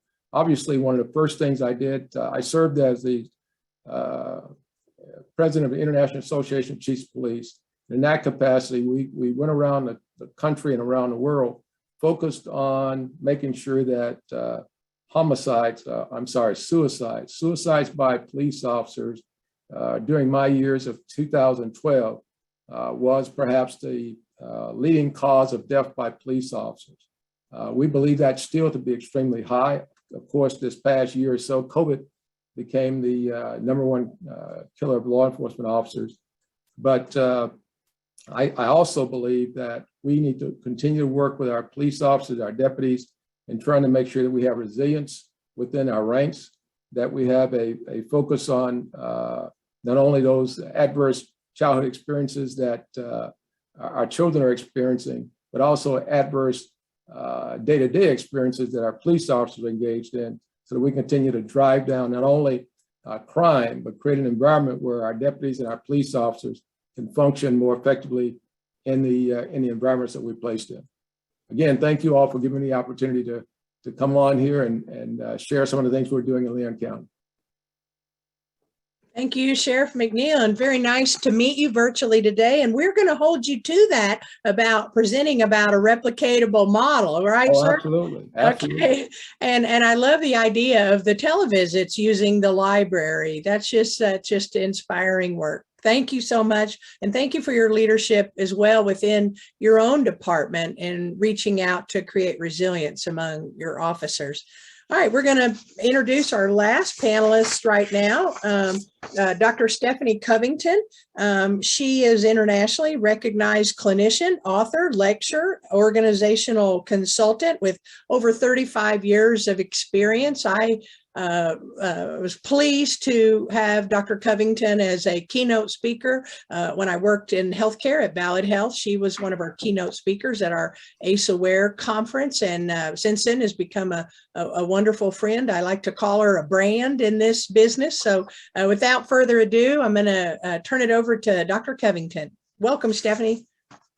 Thank you, Becky. And I'm going to talk as quickly as I can. When I think about trauma work, I think about trauma work on 3 levels. Trauma informed is what we need to know. Trauma responsive is what we need to do, and we've certainly been hearing about that on multiple levels. Trauma specific is what we need to provide. So I'm going to talk about these 3 levels, basically through the lens of jails, prisons, or custodial settings. And of course, we see trauma impacted people everywhere. And we've seen some of this mentioned, but there's some things unique to the justice system. We see people who are justice involved that have the highest rates of abuse and trauma. We know that childhood abuse is linked to adolescent and adult criminal behavior, but then the experience itself of the criminal justice system, because of the structures, the policies, and the procedures, traumatize or re-traumatize people. And very important, because we know trauma impacts thinking, feeling, and behavior, 3 things that the justice system is focused on. So if we look at the process of trauma, which is the same for people in or out of the justice system, until we get to this fourth part that says psychological or physical distress. And this is where there are current stressors. The current stressor could be being arrested, being incarcerated, or having a trigger or an activator that reminds you of the trauma. And when a trauma survivor is activated by a sight, a sound, a smell, they're pushed back in time and they're flooded by feelings that belong to the traumatic event. The criminal justice system has triggers built into it. The restraints, the handcuffs, the isolation, the patent cavity searches, loud noises, yelling, threats, all the things that happen in the system, in a system that was designed for victimizers, but actually people in the justice system were victims before they ever were victimizers. And we can just see a scenario here of what could happen in a carceral setting. You have a person who experiences trauma, the brain and body become overwhelmed, their nervous system is unable to return to equilibrium, and the trauma goes untreated, which is true for most justice-involved people. So the person stays in a stress response mode. Cues then trigger and activate the trauma response, the loud noises, searches, cell extraction, and the person reacts to the trauma cues from a state of fear. So you can see within custodial settings how risky this is, both for the residents there as well as for staff. And we can see what kind of responses, and these are things we have certainly learned and is being reinforced from the ACE study. We have the retreat responses that are the mental health responses. And yet we have mental health services in the justice system that are not provided through the lens of trauma. Substance use disorder. We've criminalized addiction. And yet the treatment that we often provide in the justice system is not integrated treatment with trauma. The deliberate self-harm that's particularly challenging in a custodial setting. Suicide attempts. And then we have the harmful behavior to others, the aggression, the violence, and rages. Again, programming is often provided, has nothing to do with trauma. And so basically that's where my work comes in. I develop programs to deal with those various issues. And again, we've talked about the ACE study. This was done a number of years ago, women in prison. Not a surprise. Most of them, majority of them had a score of 4 or more. And they were the women who were having the physical and mental health problems. But a score of 7 or more yeses indicated a 980% greater risk of having mental health problems. And we know that our prisons have become the mental health system for people who are marginalized in our society. And yet we're not talking about trauma. So it's really important as we talk about trauma that we consider gender. And you'll notice several of the panelists have mentioned something for men and boys or a school for girls, because what we know is there are differences in trauma. There are gender differences. And so, for example, in childhood, boys and girls are at risk, particularly from family members, people they know. We see the difference when we look over the lifespan. So for a young man, his greatest risk for harm comes from people who dislike or hate him, peers, police. It particularly happens if it's a young man who's gay or a young man of color, a young man who's transitioning, or perhaps a gang member. For the young woman, her greatest risk for harm comes from the person to whom she's saying, I love you. If we look in adult life, if a man serving in the military, his greatest risk is from the enemy. If he's living in the free world in our communities, greatest risk being a victim of crime committed by a stranger. The woman who serves in the military, greatest harm comes from those she's serving with, and she lives in our communities. It's from the person to whom she says, I love you. And then the LGBTQ population, gender nonconforming people in our society are at the greatest risk of harm, both in the community and in the criminal justice system. When we look at youth, we talk about a school to prison pipeline. Actually, that's about boys. Girls It's the sexual assault to prison pipeline. And so this is why risk and response to trauma has a gender difference to it. And so our response, we have to take gender into consideration. And the gender issues are becoming more complex in custodial settings. This is because we're beginning to acknowledge the transgender and non-binary population that we have in a system that was set up by a binary system that doesn't work for everybody. You know, what do people really need to know? We talk about being gender responsive. Staff and the people we see need to know exactly the same information, understanding the process of trauma, including gender differences, learning about common reactions, developing coping skills. When we teach people about trauma, you'll hear them say things like post-traumatic stress. Oh, you mean people know about this? I've been hiding this for years. I just thought I was crazy. So we have training. This is material that you can use on your own, or we can train with you. It's trauma training through the lens of corrections. There's an adult version, and there's one with a focus on youth. So trauma responsive was the second piece I mentioned. And we heard a lot about different, the district attorney, the police becoming trauma responsive. They're taking what they know and putting it into action. And this is the piece that often gets missed in a lot of jurisdictions. It means you really have to review your policies and practices through the lens of trauma, with the expectation then that the behavior of correctional officers, counselors, all staff will reflect your new policies and practices.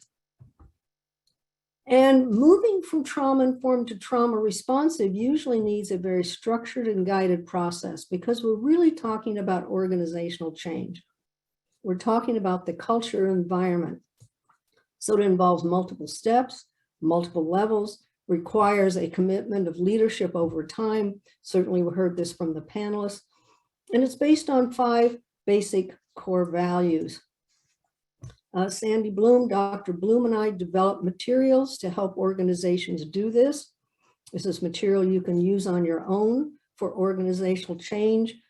It has a way of doing helping you do a self-assessment, an implementation plan, things to help, as I said, with this change process.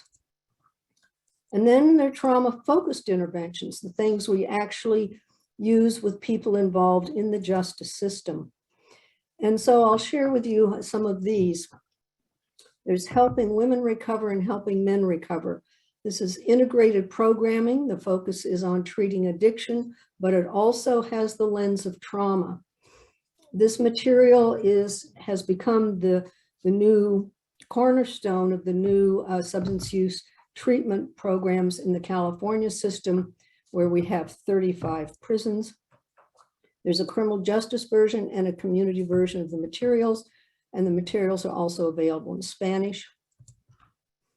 Research that was originally done on helping women recover. This was a randomized control study. We were able to follow the women 12 months into the community. We found that we reduced recidivism. There was a randomized control study, treatment as usual, or a gender responsive treatment using materials for women. We decreased recidivism by 67%, significantly difference in the reduction in the drug use, and they're continuing into treatment when they left the prison and went into treatment in the community. We have programming for youth, Voices for Girls, A Young Man's Guide to Self-Mastery for Boys. We use this with adolescents. We're also using it with transitional age youth. It's an integrated program in that there is information on substance use, trauma, but it's also really about also sense of self, relationship, communications, building resilience. This is a trauma-specific material. Beyond Violence was developed for women who commit violent, aggressive crimes. The community version is Beyond Anger and Violence. And this works with women on both the violence they've experienced as well as the violence they have perpetrated. We have We have lots of research on this. This is just one randomized control study. You'll see improved mental health in the Beyond Violence group, less anger and less aggression.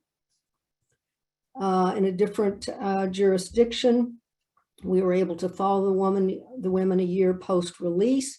They were either in the Beyond Violence group or in the assaultive offender program that was written for men, called gender neutral, but actually a men's program. And it was twice as long. And you'll see that the difference in their arrest rate after the first year, significant decrease with Beyond Violence and also positive drug screen. Our newest material on trauma is Healing Trauma for Women and Gender Diverse People, and also Exploring Trauma and Intervention for Men and Gender Diverse People. These are 6-session programs, so they're very brief. We have a lot of robust research on this, and this in California, we're able to lead this as a peer-led program, and we've been running these programs for a number of years. This is one of our graduating classes. Like I said, we probably now have over 4,000 women have been in this program. We have 1,000 in the research. Decrease in mental health, increase in social connection and emotional regulation. For the men, we probably have over 6,000 participants by now. Again, over 1,000 in research. You'll see the mental health and aggression.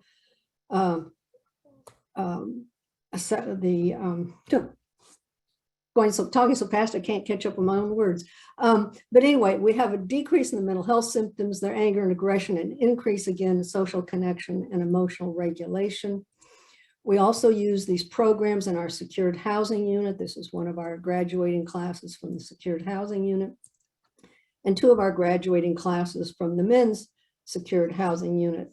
So we've been able, and the materials are used in lots of jurisdictions in this country, other countries.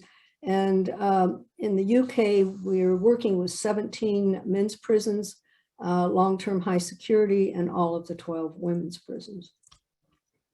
Resources, program materials, you'll find on my website. There's a bookstore. All of the research studies are posted in the research section on the website. I think from our panel, you really understand that when the criminal justice system becomes trauma-informed and trauma-responsive, organizations and facilities become safer. Staff and those receiving services feel safer, staff jobs become easier, and all programming becomes more effective. I think it's essential that we realize the centrality of both trauma and gender throughout the justice system when we're talking about policing, courts, community corrections, and the carceral settings, that these are really important considerations if in fact we want to have an impact, a positive impact, and helping people make transformative change in their lives. So thank you very much. And that's contact information, and I'll stop sharing my screen. There we go. Thank you, Stephanie, Chief, District Attorney David, Sheriff McNeil, Becky, for being an excellent moderator. That this whole panel was so wonderful and so rich with information. Unfortunately, it was so rich that we unfortunately have to bypass a lot of the Q&A that we had planned to make sure that we are able to get to in full our second session panel on the youth who are transitioning from systems involvement. And so we really think that this entire workshop session is going to come together and be an excellent resource for folks and advocates. There are so many ways and so much activity in the chat about how can we reach out to the various stakeholders that we need to, and you all help paint a picture as to how we can do that. I want to pass it over to the Share Your Story for this segment. Bill Mazur is a former deputy chief with the Atlantic City Police Department and now works for Acadia Healthcare, supporting first responders as well as veterans who are struggling with mental health and well-being. And so, Bill, I pass it over to you. Thank you all so much. Thank you, Jess. I really appreciate that. Wow, what a panel. No pressure here to bring it home, right, as the closer, but I'll do my best to because there's definitely, I mean, there is a commonality, and our messages are aligned for every presenter. So kudos to everybody. As Jess mentioned, I'm a former career law enforcement official, spent 25 years in the profession, did it my whole entire adult life. I'm a second generation police officer too. My father spent 40 years in law enforcement, as well as one of my brothers. The rest of my family was in some form of public service, if you will, education and medicine. So that's where I kind of get the, this is in my DNA type of thing. And so having spent 25 years in law enforcement, having a front row seat to trauma, that's where my, if you want to call it, my level of expertise, if you will, comes from. I'm not a clinician or a doctor, nor do I purport to be, but I have a very good understanding from real life experiences how trauma impacts you, repetitive exposures to trauma, how it, the physiological impact, and then of course how it drives behavior. And the majority of my experiences come from a career in law enforcement. As just mentioned, when I left law enforcement, I went to work in the behavioral health care field. And what I do is I work on a national team of about 60 folks who triage all types of behavioral health care issues and connect people to resources for substance use and mental health issues. I happen to have a subspecialty in first responder families. So that's what I do. I work on a team that just does specifically first responders. So I have this sort of niche experience that I want to share with you today. So this is what I'm about to show you. It's just a few slides. It's about a conversation.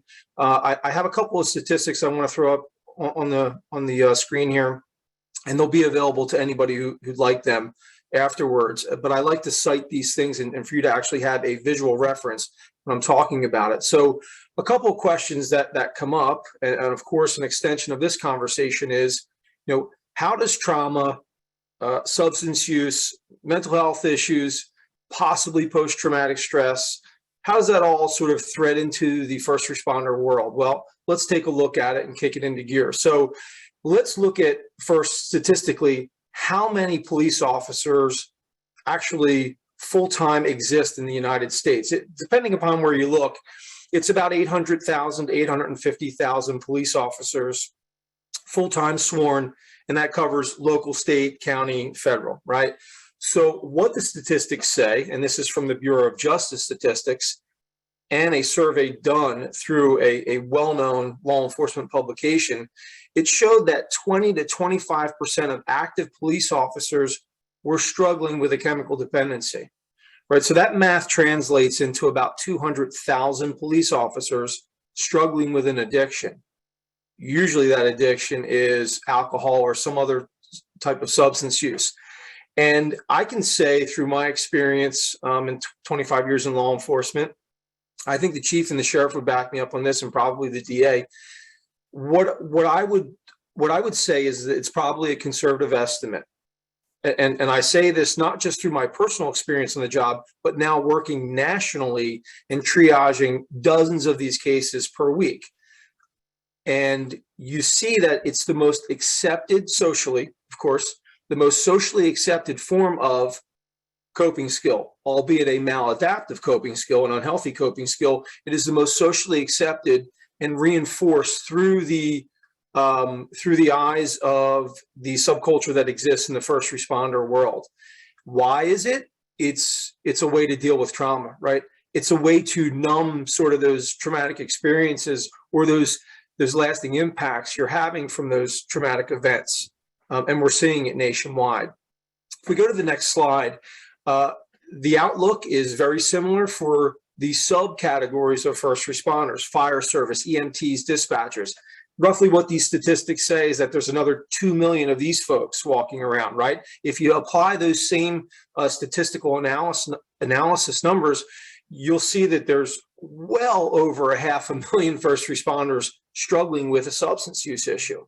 Now, here's what we see in our behavioral health care world, and I think that the docs and the clinicians will agree with me when I say this, that substance use, largely substance use addiction, process addiction, these are generally symptomatic.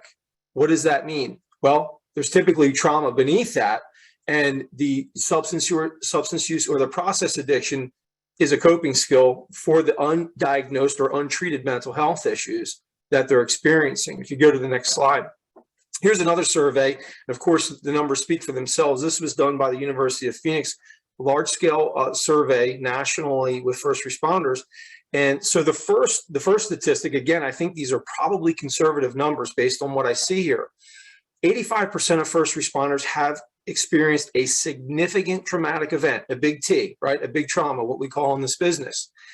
A big T is a, we're talking about not just the usual sort of bad thing that happens. We're talking about people losing their lives either through an active shooter situation, severe abuse through victims, vicarious trauma, watching an officer get shot. We're talking about big traumatic events, responding to fatal accidents.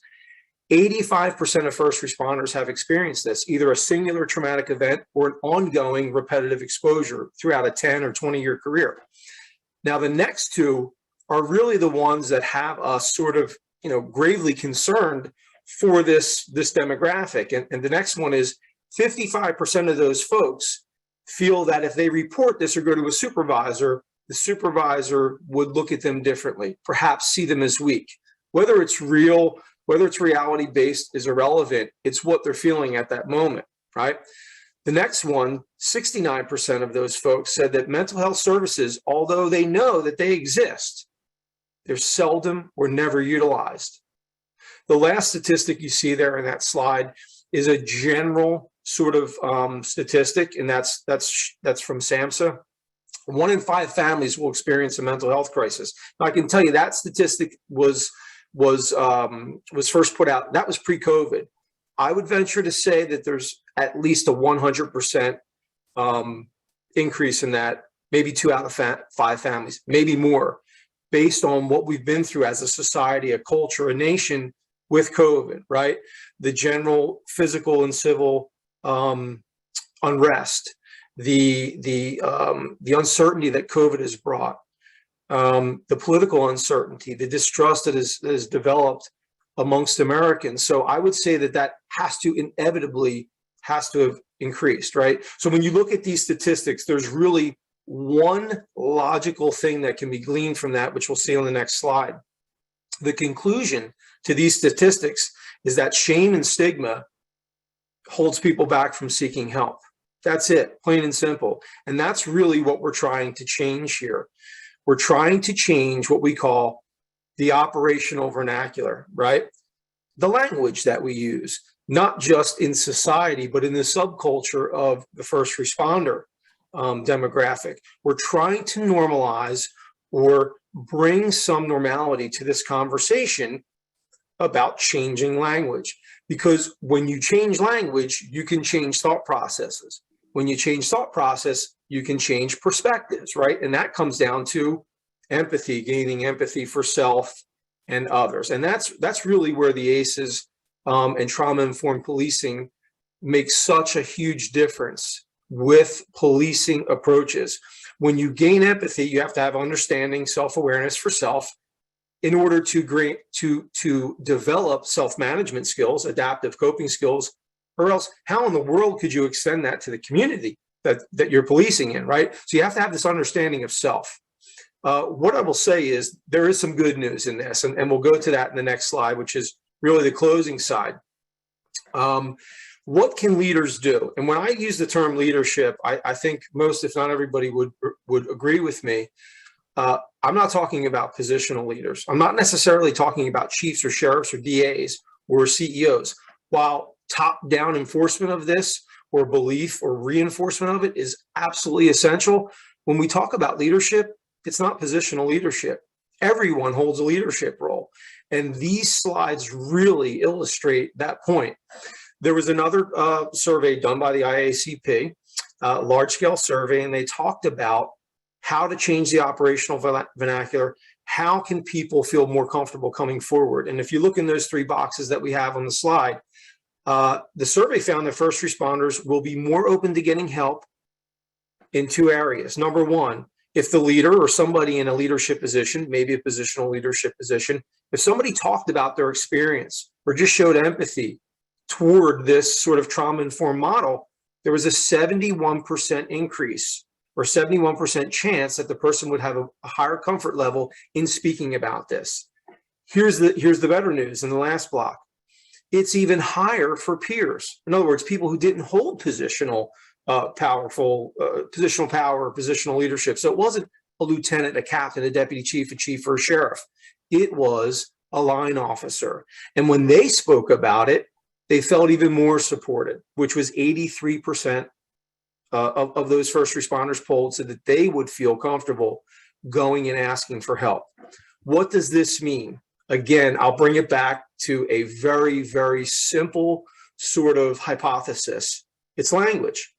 It is having a conversation, which is really what we're doing here today.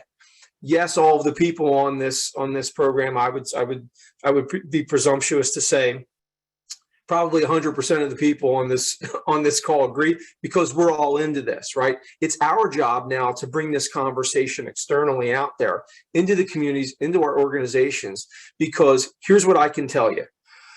Over the last 4 years serving in this role as a public safety liaison, our team has helped well over 1,500 first responder families, well over. We're moving toward 2,000 in 4 years' time, connect them to resources.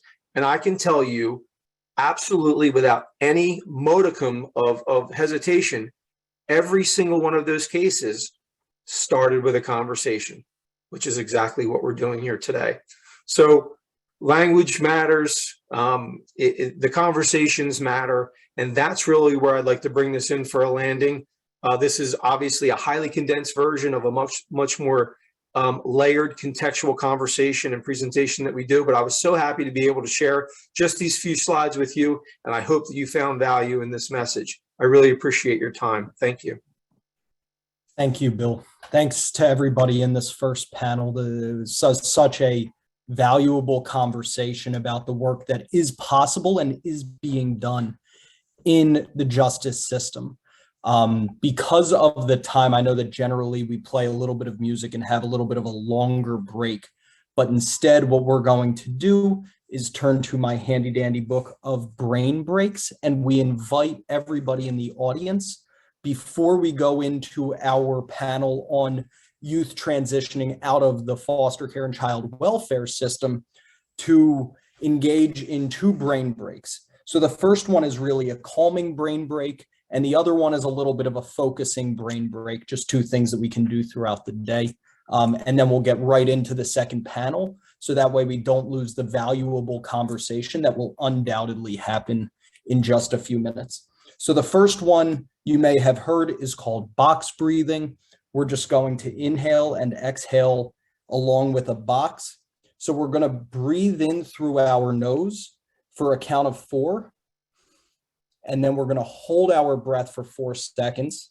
And then we're going to exhale for a count of 4. And then we're going to hold that for 4 seconds. And we'll do that twice. All right. So inhale, 1, 2, 3, 4. Hold, 1, 2, 3, 4. Exhale, 1, 2, 3, 4, and hold, 1, 2, 3, 4. And one more time.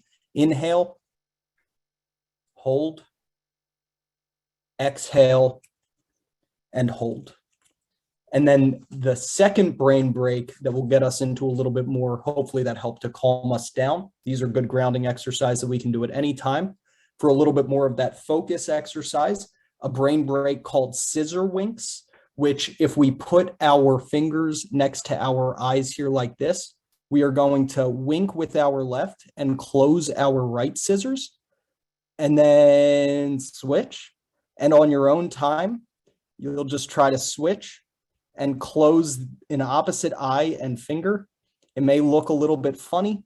You'll notice that my mouth also shifts with whichever eye I am winking with.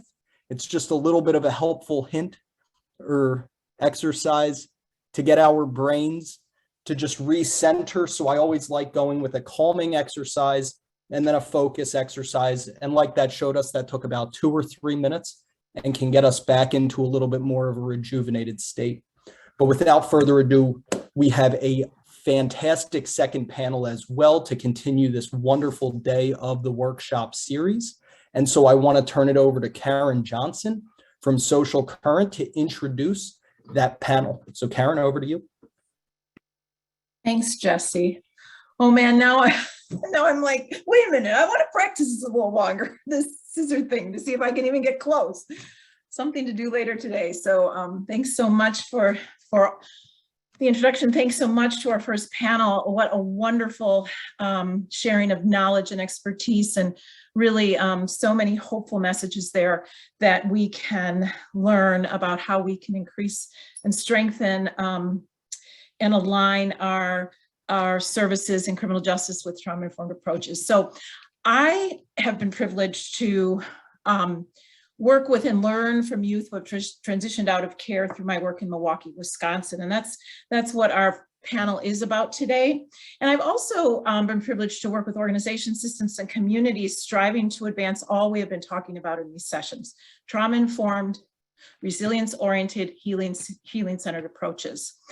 And my experience tells me, and I firmly believe this, that it is within our reach to partner with all of our stakeholders, including, most importantly, our foster youth who are transitioning to adulthood, to make things better for our youth, to close the gaps in supports and services for this group of extraordinary individuals.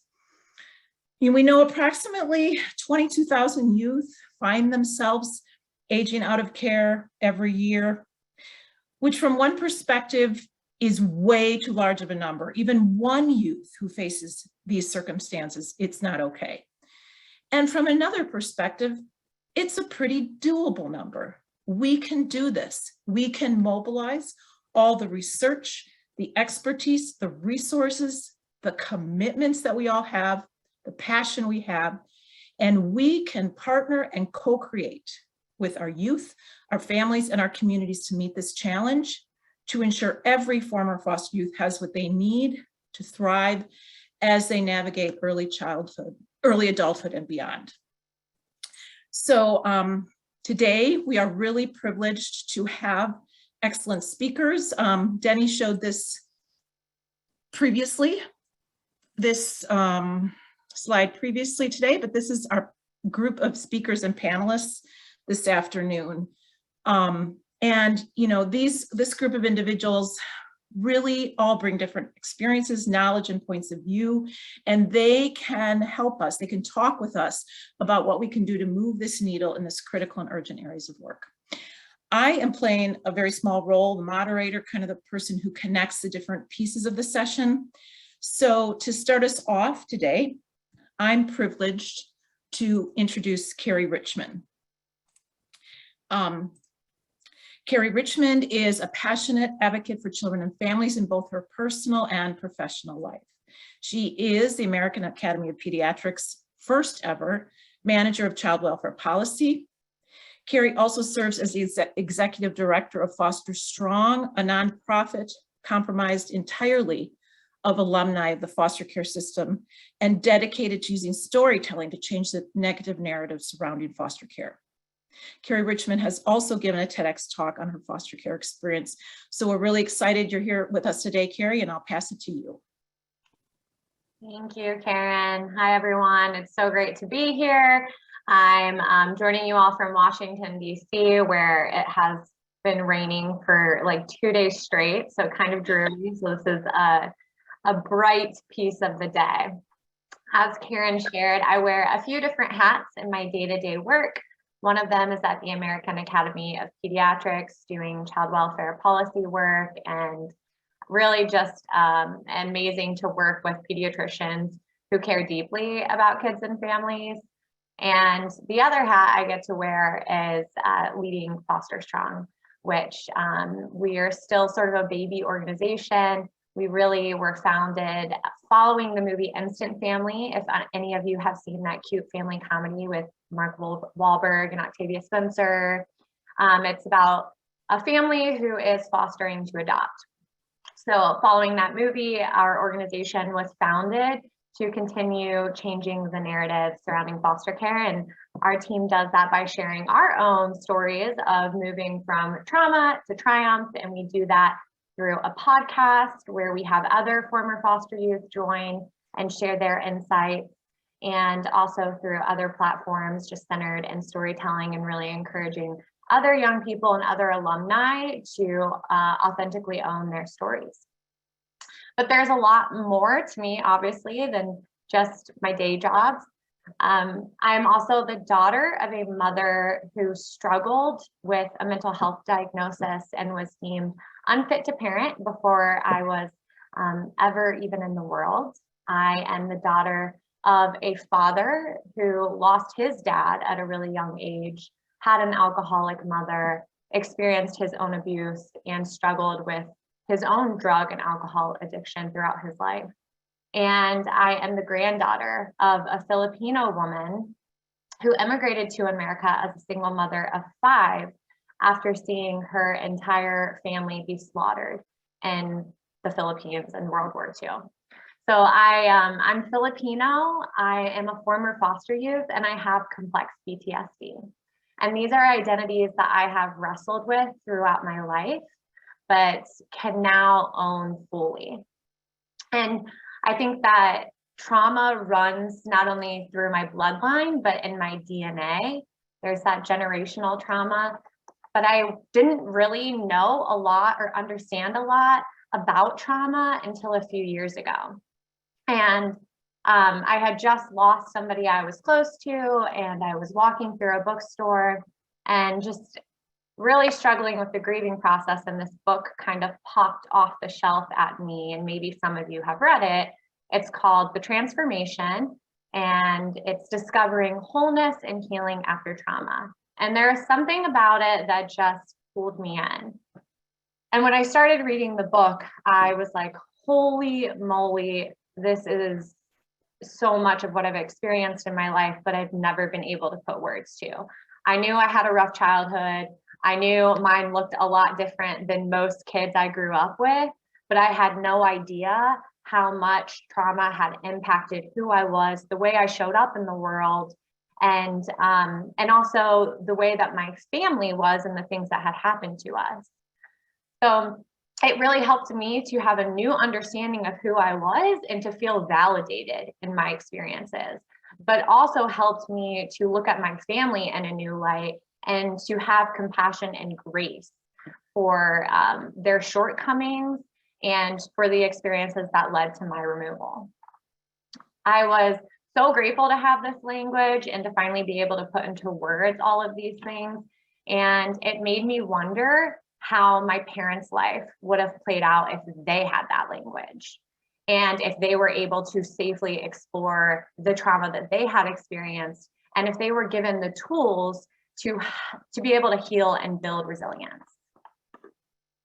So as I was preparing for today, I was thinking about how we're so close to coming up on the 2-year anniversary of the COVID-19 pandemic, and just thinking about the toll that it's taken on all of us. It has clearly impacted mental health across the country. And that's why last year, the American Academy of Pediatrics declared a national state of emergency on children and teens' mental health. And this already existing crisis has been compounded by not only the pandemic, but the ongoing struggle for racial justice and some of the existing trends that were already playing out prior to 2020. So we've had a serious mental health crisis in our country for decades, but the past 2 years, children and families have experienced enormous adversity and disruption. And for our foster care population, this is only exacerbated. And especially for the group that we're talking about here on this panel, our transition-aged youth, who often leave the system with no networks of support or family. I think in the past decade, we've really made critical shifts in the conversation around mental health and trauma. Like, for instance, we're actually having the conversation. And we're making important shifts to better understand trauma and the long-term impacts it has on our emotional, physical, and mental health. And we're also starting to see more prioritization around prevention efforts. And child welfare policies, states are in the process of implementing the Family First Prevention Services Act, which will support families and help them stay safely together and prevent family separation.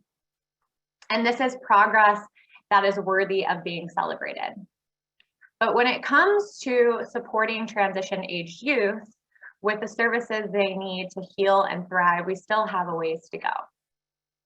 Our young people in foster care often have high amounts of adverse childhood experiences.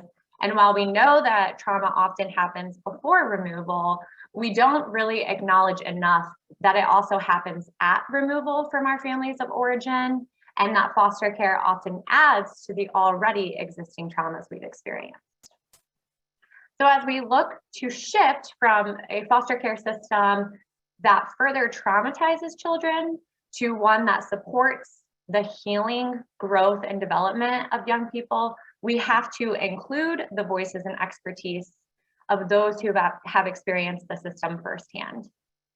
We have to stop and ask these people what it is they need and actually listen and respond, because the services that they say they need will be the ones that are most responsive. At Foster Strong, we talk a lot about resilience, and one of our mottos is unbelievably resilient. That's a message that we want to spread to young people and let them know that they are unbelievably resilient. But we also want to be careful about how we talk about resilience, that we're not putting undue pressure on people, that they have to fake it or show up in a certain way, not make them think that resilience is doing it all alone and having to be completely independent. And for me, I believe resilience is standing in the truth of our experiences, but not being overcome by them. And what I've learned as we've had these conversations about resilience, and as I've worked closely with the pediatricians at the American Academy of Pediatrics, is that, and also from my own experiences in childhood, is that the foundation of building resilience is really safe, stable, and nurturing relationships. So today you're going to hear from the panel about a lot of incredible services and strategies to support transition-aged youth. But what I want you to notice as I talk is that common theme of connection. Healthy relationships are truly the superfood to resilience and the antidote to trauma. And the language that we use matters, and the conversations that are taking place throughout these workshops are crucial. But as we leave today's panel, I encourage you to pause and ask yourselves, how am I, or can I, contribute to my own resilience and the resilience of my community? I love this quote that I stumbled across a couple years ago that says something along the lines that trauma continues to travel through our family lineages until someone does the hard work of healing it. But what I would add to that is that it's not a one-person job. It takes a community, and it takes connectedness to wrap around a person and break the chains of generational trauma. And the panel you are hearing from today are absolutely chain breakers in their community and across this country. And I hope that you're as excited as I am to learn from them today. So thank you, and I will pass it back over to you, Karen. Thank you so much, Carrie. Thank you for that message, asking the questions that we need to consider and helping us to think about the supports that will lead to wholeness and healing for our youth. So thank you so much. And now I'm privileged to introduce our panel facilitator today, who is Rashaun Bennett. And Rashaun is the Director of Operations at the National Youth Employment Coalition. And in his role, he helps lead a national effort that decreases the number of young adults identified as out of school or out of work, which we know as opportunity youth. Over the past years, he has worked to improve the capacity of workforce providers around the country to better serve youth. And he has led national advocacy efforts to increase federal investments in youth workforce development. So thank you so much, Rashaun, for taking it from here with our excellent panel. All right. And thank you, Karen, and thank you, Carrie. Before we get into the panel, I want to describe some of our chain breakers that's on the panel. We'll start with Michelle Grimes. Michelle Grimes is a licensed marriage and family therapist with a master's degree in child development. She brings over 14 years of experience in the child welfare field in regards to training and supervising therapists in foster care settings to provide trauma-informed, strength-based, and culturally responsive counseling services in home, community, and school settings. Currently, she is the Director of Counseling at Youth Guidance in Chicago, Illinois. We'll then hear from Sixto Cancel. Sixto is the CEO and founder of Think of Us. Think of Us operates as a research development lab for child welfare, transforming the system so that people with lived experiences are at the center of designing, imagining, and building. Sixto grew up in and aged out of the child welfare system. His personal life experience has powered a passion to transform the child welfare system so that every person has the conditions they need to heal, develop, and thrive. Third, we'll hear from Tim Grove. Tim is a senior consultant at WellPoint Care Network, a human services agency whose mission is to facilitate equity, learning, healing, and wellness for all. He brings over 25 years of professional experience in a variety of direct care, administrative, and executive positions, including leading WellPoint's trauma-informed care initiatives. His framework has been used to train more than 60,000 people from diverse disciplines over the past 15 years. And last but not least, we will hear from Jasmine Snell. Jasmine currently works as a data specialist at the Chattanooga Regional Homeless Coalition. Jasmine uses her expertise to influence policy reformation within the child welfare system as a Jim Casey Young Fellow within the Annie Casey Foundation. Work she believes serves to abolish discriminatory and unjust policies within the child welfare, juvenile justice, and thus criminal justice systems. Jasmine enjoys giving back to youth through mentorship and is passionate about improving the outcomes for youth and families. All right, and just a reminder for folks to leave questions in the Q&A part. We're going to save a couple of minutes at the end for that, but I'm just going to kick it off with just, because I'm nosy, a little bit of a mental health check-in and well-being. I would love to know the panelists, like how you doing and everything, and then if you can describe kind of the work that you're doing and why it's important for the trauma-informed movement. So I'll start and I'll be really, really brief. I'm doing well. Today's been a really good day. This week has been kind of tough in the beginning, but it's turned out at the end to be really, really great. And I'm just so excited to be moderating this panel. So mental health is doing good today. So I'm really happy about that. And why this is important to me is that from my organization, we already know that the workforce system is broken for lots of folks in this country. And so what we really need is a systemic and coordinated response to really help those who are most marginalized, and frequently those are folks who are transitioning from the child welfare system, get connected to work and opportunities more broadly. So that's that. I'm gonna kick it off to Michelle. So again, just a little mental health check-in, and then tell us about the work you're doing and why this movement is important to your work. Thank you, Rashaun, and hi everyone. I'm happy to be here. Mental health check-in. Happy it's Friday. Yesterday was my birthday, so I'm feeling good about that. I've got some celebration happening this weekend. And yeah, overall things are good for the middle of winter in Chicago. We'll put that caveat in there.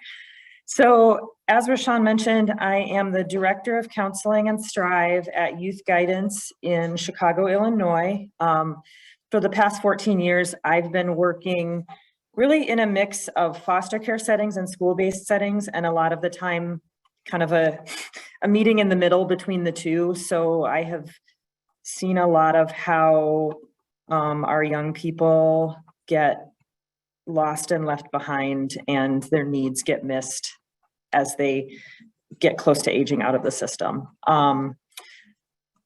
That work, I mean, I can't take enough time to say why it's important to talk about this regarding youth and care specifically. There are so many reasons, but I think the primary one that comes to mind for me is just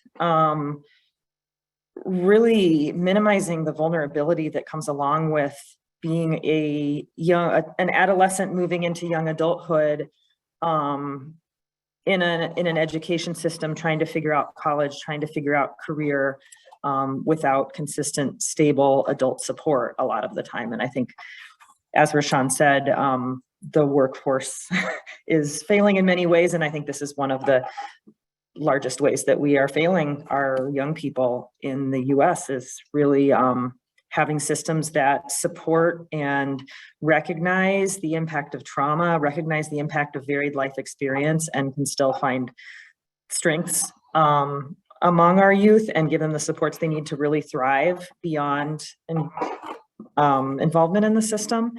I've just seen so many young people turn 21 and not have a viable housing plan, let alone being able to think about college or career. And we all know that housing stability has to come first to really be able to succeed in moving toward, consistent employment and independent living. So that's the short story of why I'm here and why I feel like this is so important. I really want to see a stronger, more sustainable plan for this particular age group. Thanks, Michelle. And I think that's a great segue to Sixto, whose organization touches so many youth throughout the country. Same question, you Sixto, quick mental health check-in, and then tell us about the work that you're doing and why this movement is important to your work. No, thank you. I'll be authentic to say my heart is a little heavy as I lost a dear friend because of the lack of mental health support that person had needed. And so I felt like today's conversation was just so timely as we are leading into this work. The reason why this is important to me is because I truly believe that right now our child welfare system is just not structured to actually enable enough healing, and that there is a lot of system-induced trauma that we can be able to kind of course correct.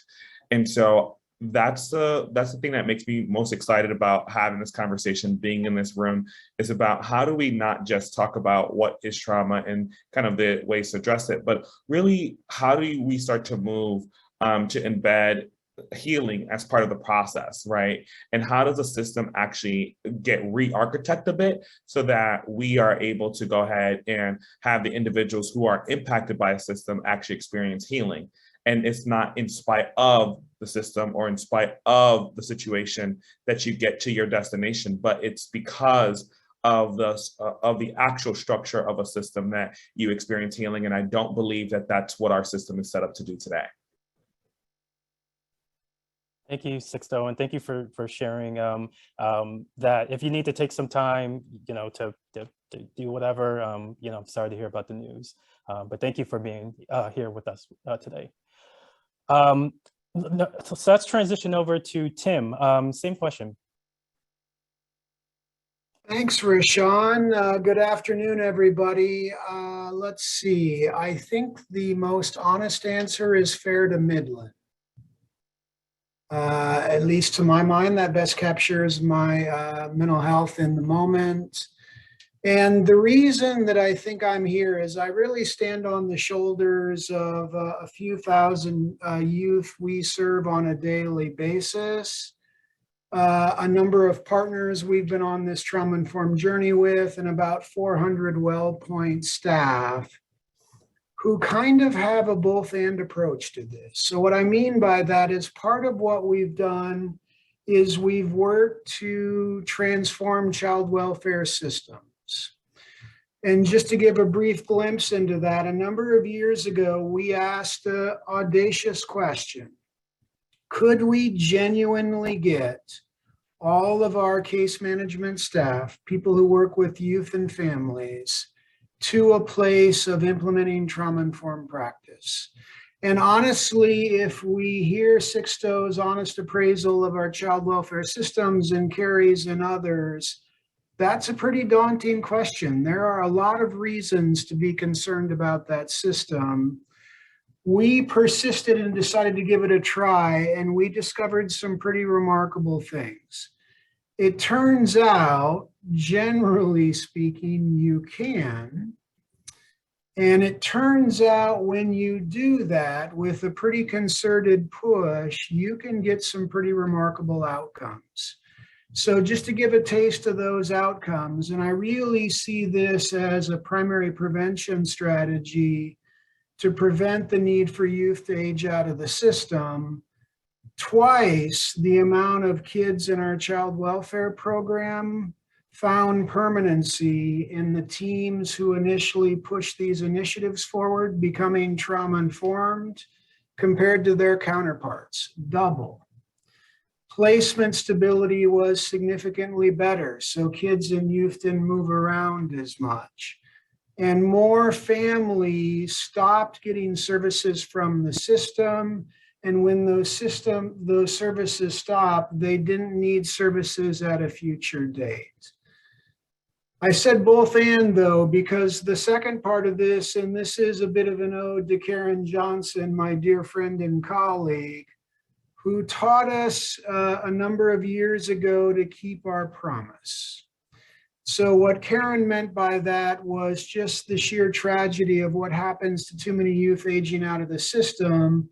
And she really rallied our community and our program and our agency to do better at keeping our promise. And there are many sort of legacies that Karen and we created that we can talk about as we go through the hour. Great. Thank you, Tim. And last but not least, Jazz. Good afternoon, everyone. Again, I'm Jazz Snell, and my pronouns are she and her. I'm happy to be here and joining from Chattanooga, Tennessee. I also wear a few different hats as a national advocate and consultant, but today I'm here as a Jim Casey Initiative Young Fellow. Some identities I'd like to share with you all is that I am of African descent, and I lived through a continuous mental health journey. And I was brought up by a single mom of 4 daughters, and we all have coped through our lived experience with different levels of suppression. So as I learn, I feel compelled to share, and that's ultimately why I'm here today. But both my lived and professional experience has shown me the importance of uplifting and supporting the strengths of young people while they are in their natural communities and families. And this does contribute to their positive development, which includes mental health, physical health, education, employment, and other lasting sustainable things. Some work that I have been engaged in has been around race equity and focus on positive youth development. Recently, myself and a team, we were able to publish a document on how integrated positive youth development and race equity approaches across child welfare and juvenile justice systems will benefit young people long term. On the screen, you all are seeing a conceptual framework of how we feel principles of strength, which strength stands for systems integration, trustworthy and safe spaces, relationships that are positive and supportive, equity and inclusion and belonging, needs that are met holistically, growth, leadership, and opportunity to fail and learn, training and education, and then lastly, healing. So those principles make up strength, and when applied, this is a conceptual framework of it. So in the center here, we see that the young person is literally the focus and the center, and they are immediately surrounded by family and community, because that's a more accurate depiction of what a young person immediate ecosystem looks like. And then further out, we have our traditional child welfare and juvenile justice systems that are still touching the young person, but they're not the first direct system. And then there is overlap between other systems like housing, health, workforce, and education. So this framework shows how each system does overlap with one another. And if they come together in a way that is integrated, we can better serve young people and contribute to their positive development. And that's all from me. Thank you. Thank you. I'm already noticing a lot of through lines, connections, healing, systemic change from the panelists. So it's going to be good. All right, let's jump in. I want to bring in Michelle and Tim, especially on this one, but other panelists, if you want to jump in, let me know. But what are some well, Michelle from, kind of a practitioner voice, and then Tim from more of a systemic practicing voice. But the question is, what are some common myths or missteps when serving this population, especially in a trauma-informed way?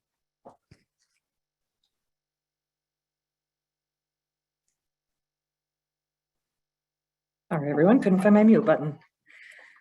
So I pulled out two major missteps that I saw frequently, particularly when I spent several years as a therapist working with youth in the system who were 18 to 20 years old and living in independent or semi-independent living situations. Like I said, kind of getting ready to transition out of the system. And I think misstep number one was kind of seeing service providers make mistakes on both extremes. So at one end, assuming that young people who are in foster care situations and who've experienced complex and chronic trauma, assuming that they should be treated exactly like any other youth and can function and do things in all of the same ways as any other youth in a school setting, kind of forgetting the impact of trauma and the impact of all of the transitions they've made, all of the different things that have occurred because of involvement in the system. But then on the other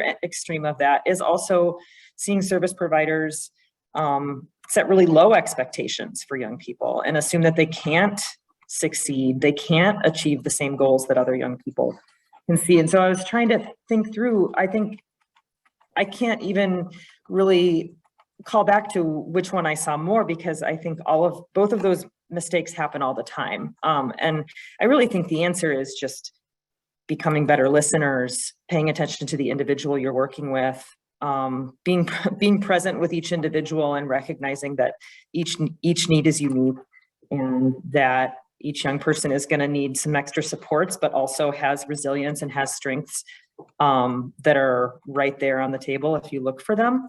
And I think all of that, the road right back to that is becoming trauma informed, really understanding the impact of trauma and how to work from a strengths-based place, but also recognize the impact of trauma. Misstep number two that I would put on the table is particularly for the young adult age group, not putting nearly enough emphasis on natural supports and not starting to seek those people out early enough for the young people who are in the system. I think there can be a lot of short-sightedness in terms of allowing youth to connect with their biological relatives, allowing youth to reach out to natural supports, even if those natural supports aren't perfect or there are difficulties there, offering services to the folks who will be in the young people's lives beyond their involvement in the system. There's a lot of things that could be done to create more stability beyond that aging out birthday that I think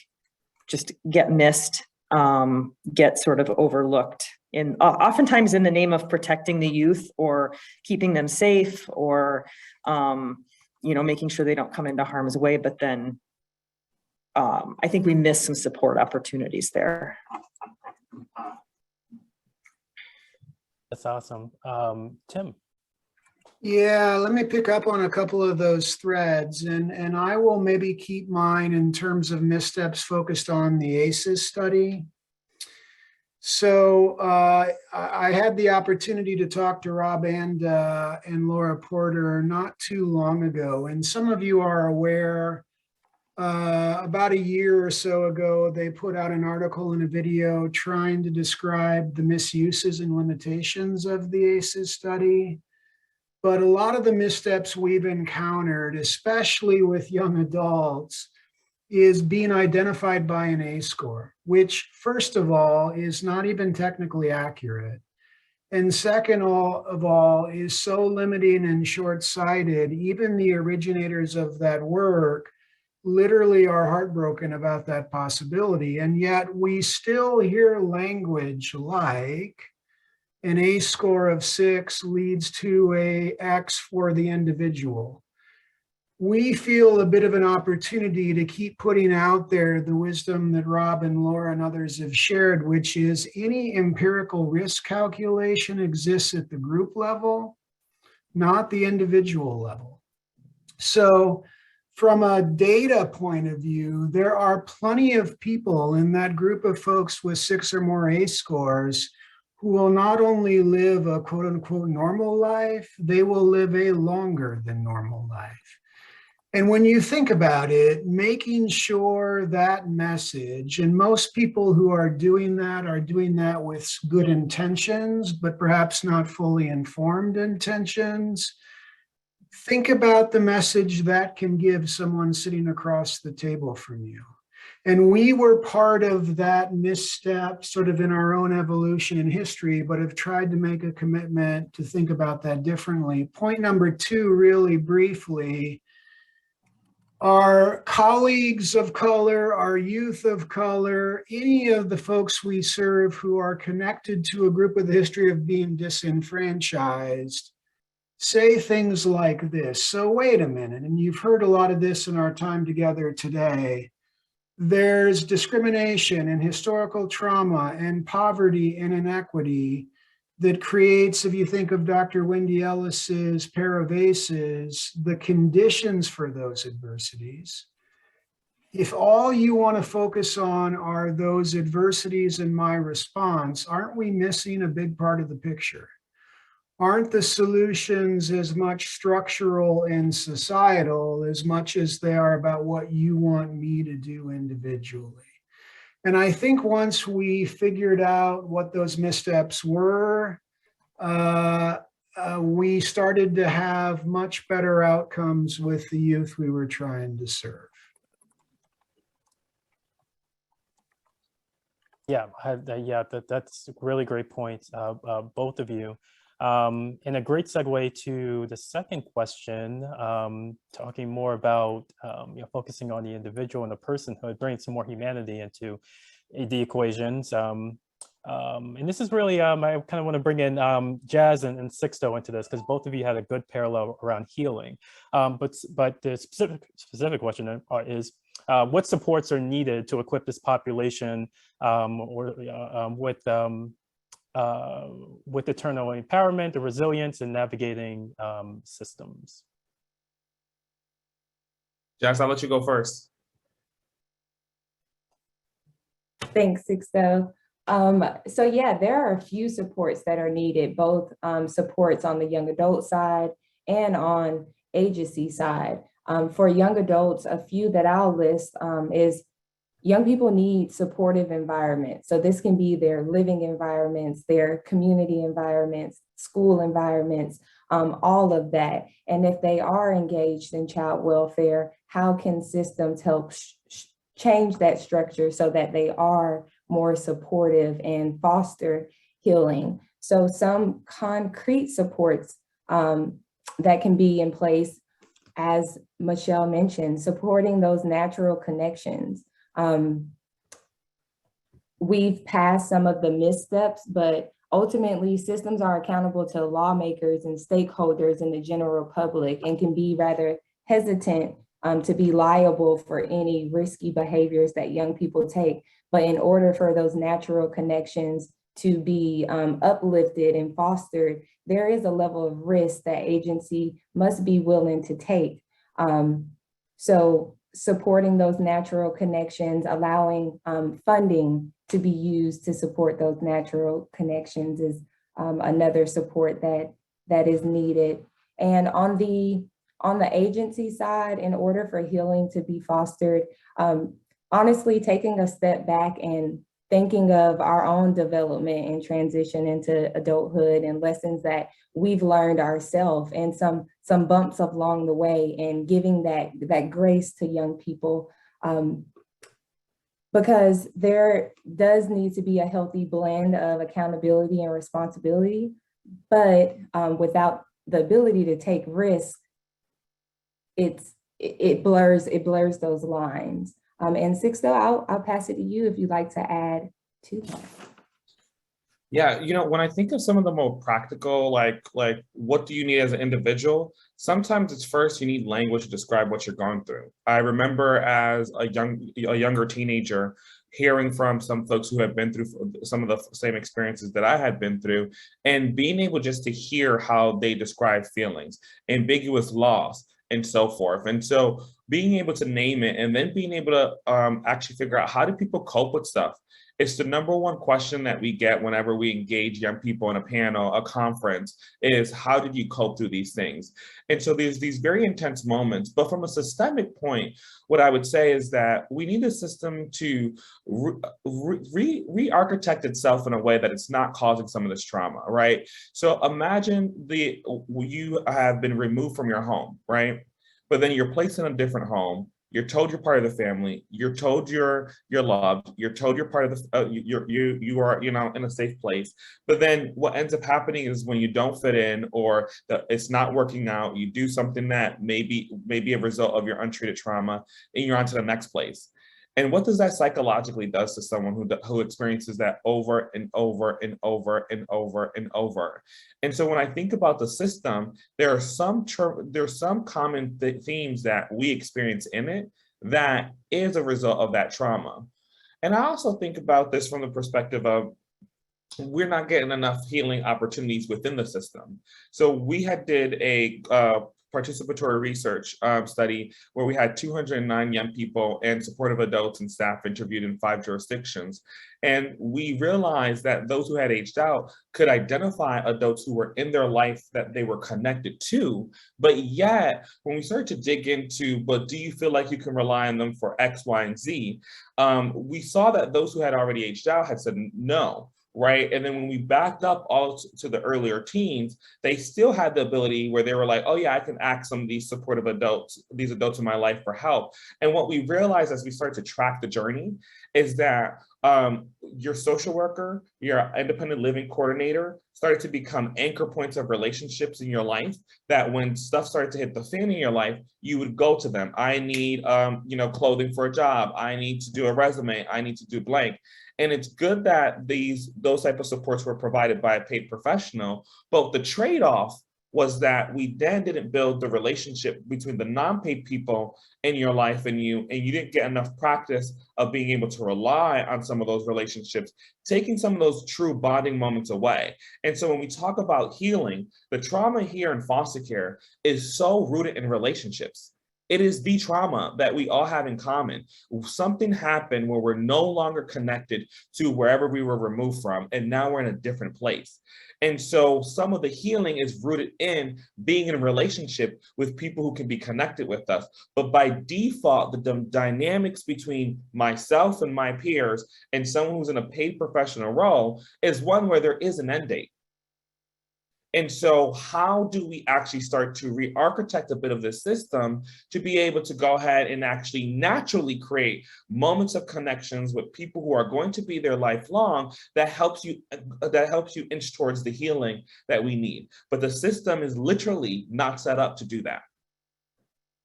I think that's an extraordinary point. And let's not to put you on the spot anymore, but let's continue with that through line. What specific systemic either practices or policies have you found to be helpful when working with youth aging out of foster care? And after you answer that, I'm going to turn it over to Michelle to kind of give maybe a more local programmatic perspective on the same question. Yeah, when I think about, so we have been over the last 15 months, we have been able to connect with over 38,000 young people where they've submitted different types of applications, complaint forms to us, and we have delegated that to 44 states. In the process of being able to collect that much data, what we've learned, like the first thing we need to be doing for folks who age out is ensure that they're not going into flight or flight mode because their housing has been jeopardized. Right? That we are able to actually support folks in meeting their basic needs. And in some places, states are cutting checks and being able to say, okay, this is your monthly allowance. And that is a policy that we see. Some places like Indiana, and I don't mean to call Indiana out, but I will today, you as a transition age young person who's above the age of 18, it's still going to the mall with a worker. We heard a young person say, I haven't bought new underwear since high school because I don't want to buy it with my worker. right? And so how do we get to develop certain skill sets if we don't even have the mechanisms to practice? And so in a state that has a policy where it's about reimbursable receipts, all of those things, it's just not set up to actually give you the stepping stones to be able to develop. And when you don't have those developmental opportunities, your sense of self and your self-worth and how you are able to build your self-esteem, how can you do that when you're being treated like such an otherism? Right? And so the otherism of being in the system and the bureaucracy that dictates our life puts us as in a corner where that is where I believe, again, another layer of what you call it, of system-induced trauma is occurring. So for me, when I think about this, what are the policies that are useful? Are the policies that enable us to have the healthy risk-taking opportunities to be able to afford an apartment, mess up with money. Like that is part of the process, people. We all have done it, right? To be able to go ahead and have those things. And then third, I think one of the projects that we're doing in Washington, it's called the Office of Adolescence. We've been co-designing this office there with the state. And how might we move away from serving the label of foster care, juvenile rehab, juvenile justice, and so forth? And how might we actually look at what is the untreated trauma that is present and that needs to move forward? What are the gaps that are there? So if you are in foster care, we can probably make an assumption there is some work to be done around parental figures, right? And parental relationships. And so like, instead of saying, here's the label I'm going to serve, how might we truly understand how we might start to serve, I fear to say the word risk factors, but the factors that create, that are a result of some of the traumas that we have experienced. I love it, and the crowd is giving you a lot of praise in the chat. Michelle, in your line of work, directly serving youth who are aged out of foster care and other child welfare systems, what are some best practices that that you've seen successfully implemented? Well, first of all, thank you, Sixto. It's such a poignant example, the example of the young person not wanting to buy underwear because they don't want to do that with their worker. I mean, that's so real, and something that can get missed unless you're asking the questions and looking for, okay, what's happening here? What are we missing? Anyway, so I really appreciate that. I want to call out a couple things that are working currently in youth guidance that are hopefully pointing us in the right direction. One of them is we have a really, what I think is a really essential and possibly unique, I'm not sure, program that is fully funded by DCFS, where we have master's level mental health counselors and social workers who are counselors and educational mentors kind of as a hybrid together. This is one of the programs I oversee currently, and they work specifically in schools with young people who are in the care of DCFS to provide some school setting level mental health services, as well as academic coaching and mentoring and guiding and supporting. So they do everything from, trauma-informed counseling work to helping with college applications, taking kids on college visits, talking through resumes, connecting them with other community-based programs that can help them post high school, get through college or get to a career. They meet with caregivers as much as possible to connect with whoever is housing them, whoever's taking care of them, and help with some of the family support. And I think that program represents, to me, a lot of what needs to be done on the ground level is just finding a way to continue integrating our systems so that we don't just have a school system and a DCFS system, but so that they talk to each other and there's some mutual support there. Alongside that, youth guidance has a workforce program. Youth guidance mostly works with middle school and high school aged young people, but we have a workforce program that goes through age 24, and that exists really to be able to continue services past that high school graduation date. So the academic counseling and mentoring program feeds right into our workforce program and hopefully creates some consistency and some stability in support systems around college and career readiness and independent living readiness, which I think just circles back to one of my initial points with with the consistency of relationship that's important, that we're not just handing young people off from this person to this person to this person to this person, but that we have some folks in place who can follow our young people as they grow and develop and as their needs change, and continue with the supportive relationships with them. Great, thank you. Thank you both. Before I move on to the next question, Jazz or Tim, did you have anything to add to that? Not anything that has not been said. Thank you both, Sixto and Michelle, for your comments. And I will drop a resource related in the chat for folks. Right, and that's all, Tim, thumbs up. So next question brings in both of you, Jazz and Tim, talking about the elephant still in the room. So as we emerge from, the pandemic and everything, in this space, trying to get folks, trauma informed, trying to build out best practice for people transitioning from the child welfare system. What recommendations do you have for the folks in the audience who work with this population, who care deeply about it, who are policymakers? What would you tell them? I'll hop in, Tim. I will say the pandemic has showed us that literally anything is possible. We are able to go untraditional routes. Why we hadn't considered beforehand, I'm not sure, but it showed us what we are able to do. And when it comes to serving young people and families equitably, the sky is the limit. We are able to revise programs and how we serve folks to meet exactly what their needs are. So the pandemic itself, I'm sad it took a pandemic, but a big lesson that came out is there is flexibility. And there were risks with a lot of the measures that had to be taken during the pandemic, but we still navigated through it. So just remembering that, because young people need a sense of self-determination and agency. And the way the system currently is structured, it's just not supported for all young adults, only a select few. So that will be my key takeaway. Yeah, Rashaun, if I could zoom up maybe to, I don't know what it would be, 15,000 feet, 20,000 feet, maybe on your question. The argument we make to policymakers all the time is basically a human capital argument.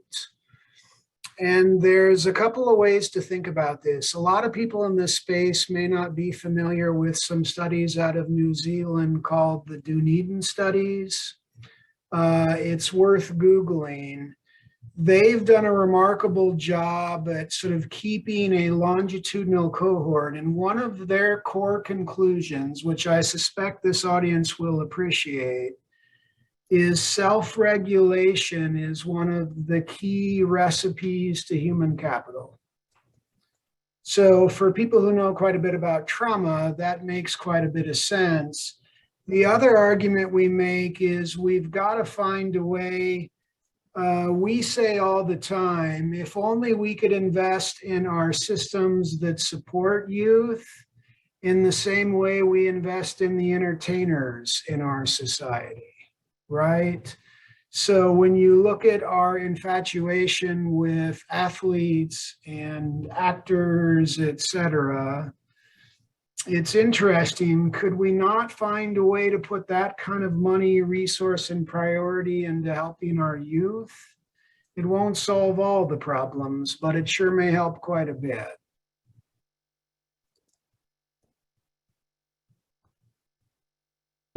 Thank you. Sorry, just a reminder for the audience, we're going to have some time for some Q&A. So just put your questions in the Q&A, not the chat. And then for the pandemic question, if Sixto or Michelle, if you wanted to answer that, if you had any thoughts. Can you repeat the question? Just recommendations as we emerge from the pandemic on just, improving the space, basically. I mean, for the audience itself, I would say, like, and this is gonna sound too straightforward, but that's the mood I'm in. Like, don't be anybody's savior. And I really want to lean into this one. I think it's a very tough time. And I think in the moments where we get into these emergency situations, And it's been a long, almost 2 years now. We've kind of have not. I've seen some of our young people engaging with folks in a way where those boundaries are not what they used to be. It's not fair to a young person. It's not fair to the people on the front line, right? How do you enable someone to be able to go on that healing journey and support them? And I think that that is so critical in this very moment to really lean into. Thank you. Thank you. And I pretty much just have one more question. This is for anyone to jump in, but we do want to lead with kind of an asset-based approach for folks who are transitioning out of the child welfare system. And we know that they have very unique strengths that's many times overlooked, overutilized, and sometimes even shunned. So the question is just like the intrinsic basic strengths that folks who have these experience might have. Yeah. So what are some of those strengths that they might intrinsically have? That's the question. I can kick this one off. I think one of the most interesting things happened when we put out our cash grant opportunity to actually ask young people what were some of the things we put out. We have gotten a bucket of money during the pandemic, and I'll share my screen here. And what we were able to do with that is get applications from all over the country. We literally got 27,000 applications from current and former foster youth. And here are some of the things that they said that they needed, right? And they wrote in open-ended questions around why they needed this $1,000.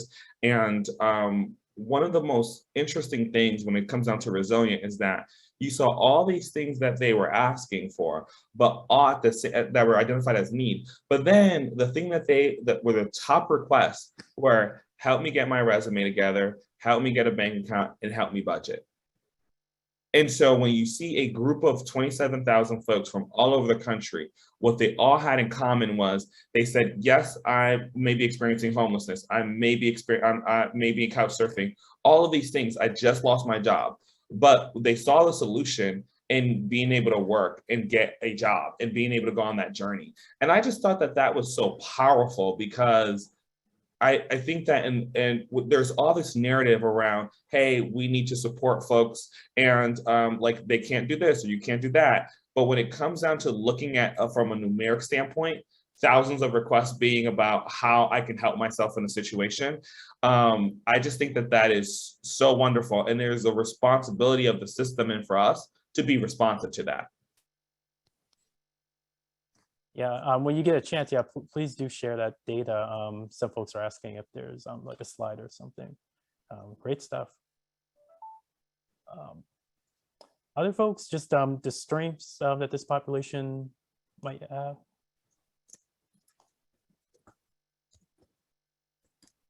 That might be overlooked. I think the ability to, young people who have been in the foster care system know how to navigate systems in a way that, a general population 17-year-old probably has no idea of. And I always think about like, how can we harness that knowledge and that understanding of how to navigate a system, how to strategically work to get what you need from someone in whatever way that is, and how can we look at that as a strength rather than as, a young person being manipulative or playing the system or all of the kind of like icky negative phrases that get thrown around.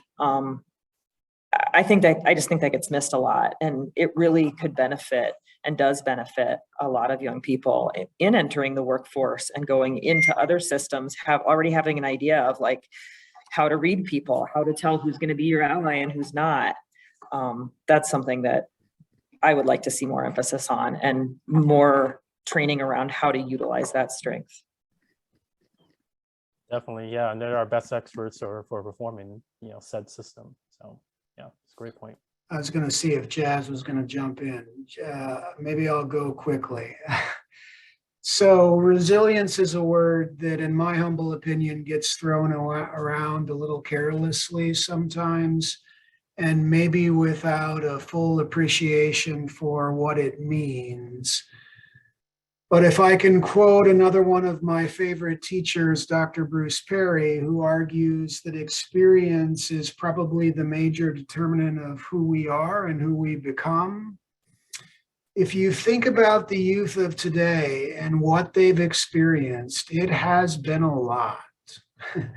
And not just the past couple of years, but if you go back even 15 or 20 years, they have been thrown and dealt a world that I think we can all say is less than ideal. And I would argue is pretty unique in the course of human history. And what I see in response to that is an appreciation of it, but also this strong internal desire to work to make it better. It's really at risk of being a little trite or oversimplistic, but that's pretty damn remarkable. And I get inspired by that all the time when I talk to my nieces and nephews, when we talk to the young people we work with at Walt Point, and I think if anybody had a right to pack it in, it's this group of people. And by and large, the opposite is true. They want to solve problems. They want to make big change, et cetera, et cetera. That's really commendable.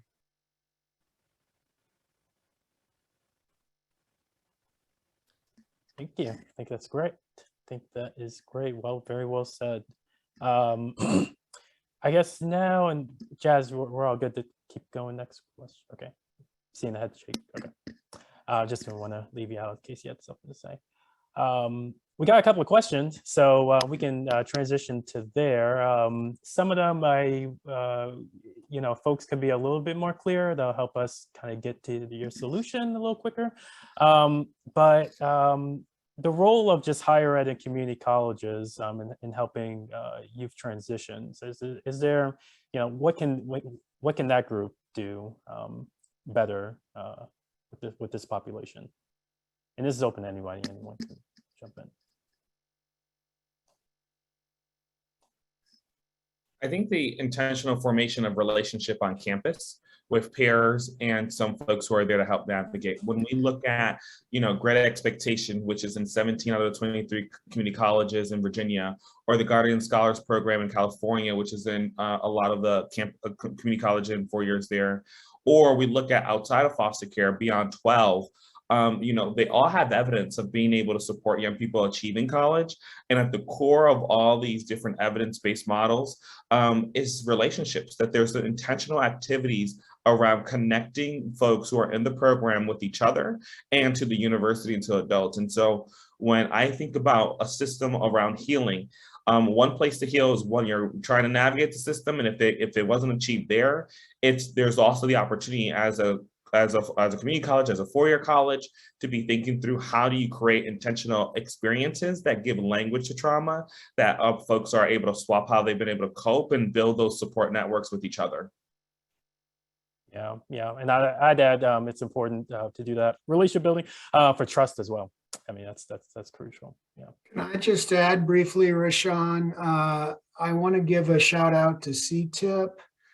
We had been doing some work with some technical colleges in our area. We've got a partner from Kitsap, Washington, who's done some great work with one of their technical schools. And the intersection of understanding resilience, adversity, trauma, healing, et cetera, is pretty intuitive to those facilities.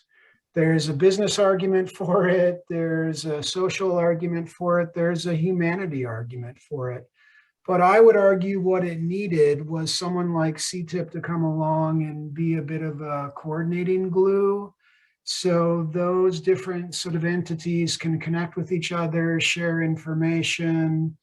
If we could get a collective increase of post-secondary retention by 10%, especially for folks who need it the most, that would be ginormous.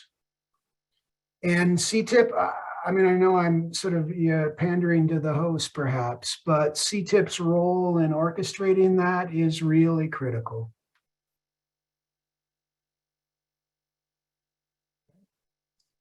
Yeah, we got our marching orders on that one. Great. Okay, questions are going in, so I'm going to keep going with the questions. Talking about prevention of substance use in programming, are there any specific models that you guys have found to work?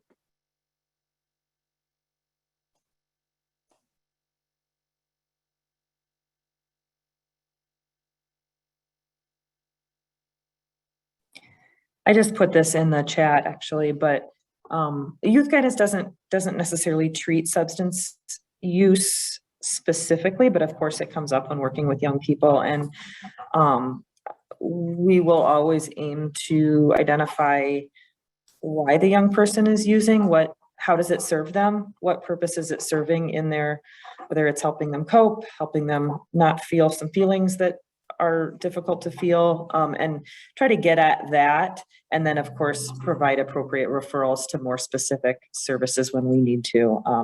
But that's where we start with really building awareness with that young person of like, okay, is this a problem for you? What kind of negative consequences are you experiencing? And then let's look at why you're doing it. What is it doing for you? You know, there's something about this that is helping you or you wouldn't be doing it. So let's try to find some other answers there. Yeah, I love that approach. If I can just piggyback on that, I'll be super brief. The cutting edge of the neurobiology of trauma and addiction or misuse, we heard it referenced as the gateway drug to sort of the criminal justice system, the real gateway drug earlier. There's some really remarkable information around the neurobiology of our stress response, well beyond sort of the way it's more sort of simply taught, that suggests there's a profound functional chemical benefit to many drugs of abuse that is not intended to enable or sort of, endorse problematic behavior. But I think generally speaking, when you can approach an individual from that understanding, it just frees up the conversation and the solutions. So we get a little worried about sobriety exclusive programs if there isn't a concurrent emphasis on sort of addressing mental health. And some of the information that's out there, so Dr. Ann Rasmussen from the VA can talk about allopregnanolone as an inhibitive stress hormone. There's just some really cool cutting edge stuff out there that I think lends credence to what Michelle's describing as a means of sitting with a young person and saying, help me understand what it does for you. And then let's talk about maybe how it gets you in trouble. But if we lead with an acceptance of what is, what it's doing for you, maybe that opens up new pathways. That could be a whole nother panel. Tim, there's a lot. I mean, there's a lot in that field that's really expanding. I think our new approach to how we approach substance use and the war on drugs and everything is really opening the Overton window to have those discussions about why and what does this drug do for you and everything. So more on that, and the people in the chat are requesting links. So maybe we'll send out some follow-up stuff around that. A quick question about does anyone have any data or just firsthand knowledge, or maybe the number of undocumented youth that are now entering the child welfare system, especially during the pandemic?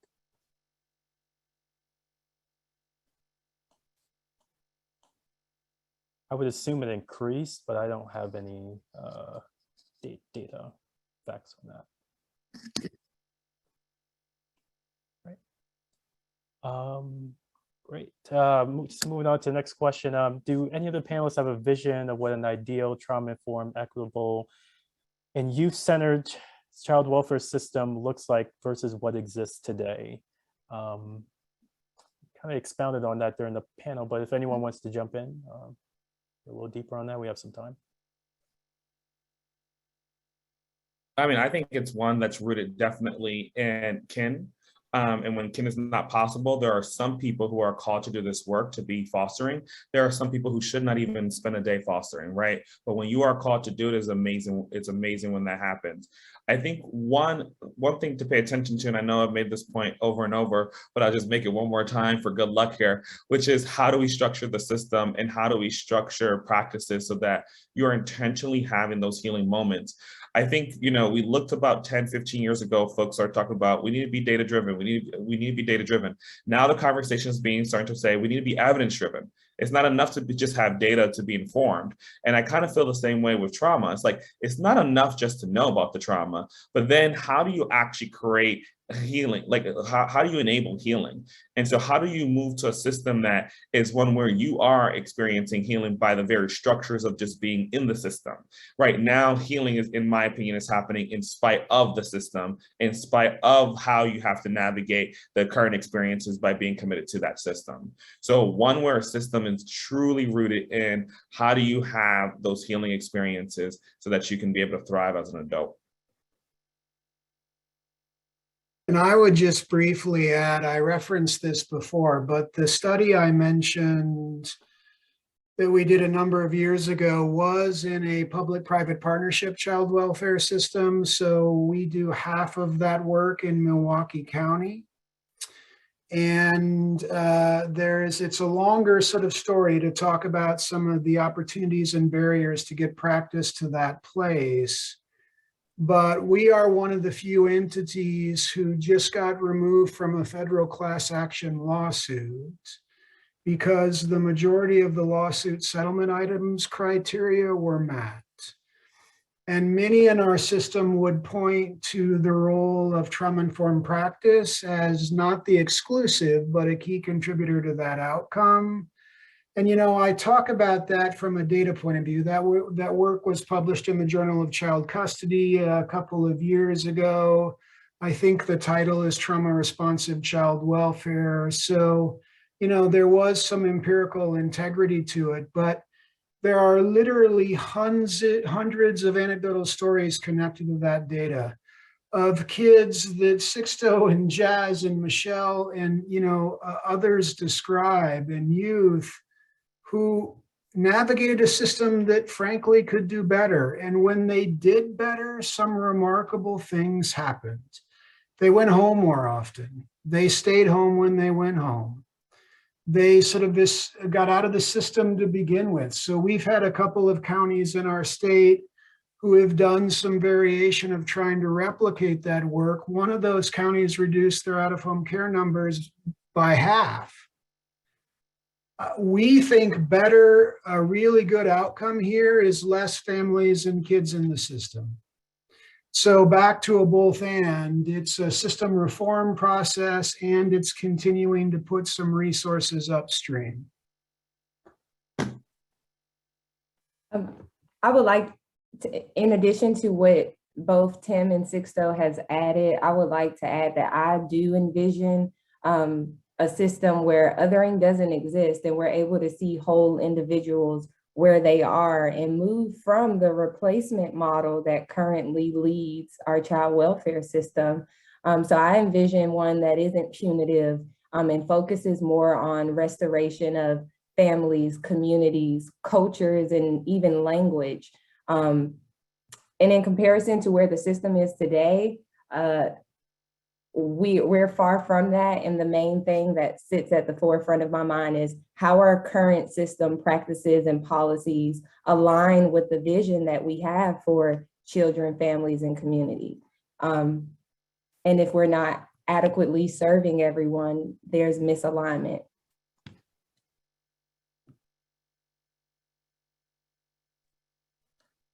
Great. Yeah, thank you all for such thoughtful answers.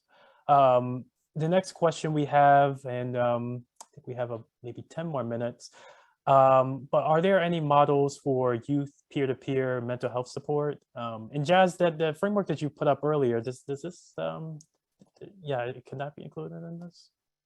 I can absolutely drop it in the chat, but a model or something that's currently happening in Tennessee.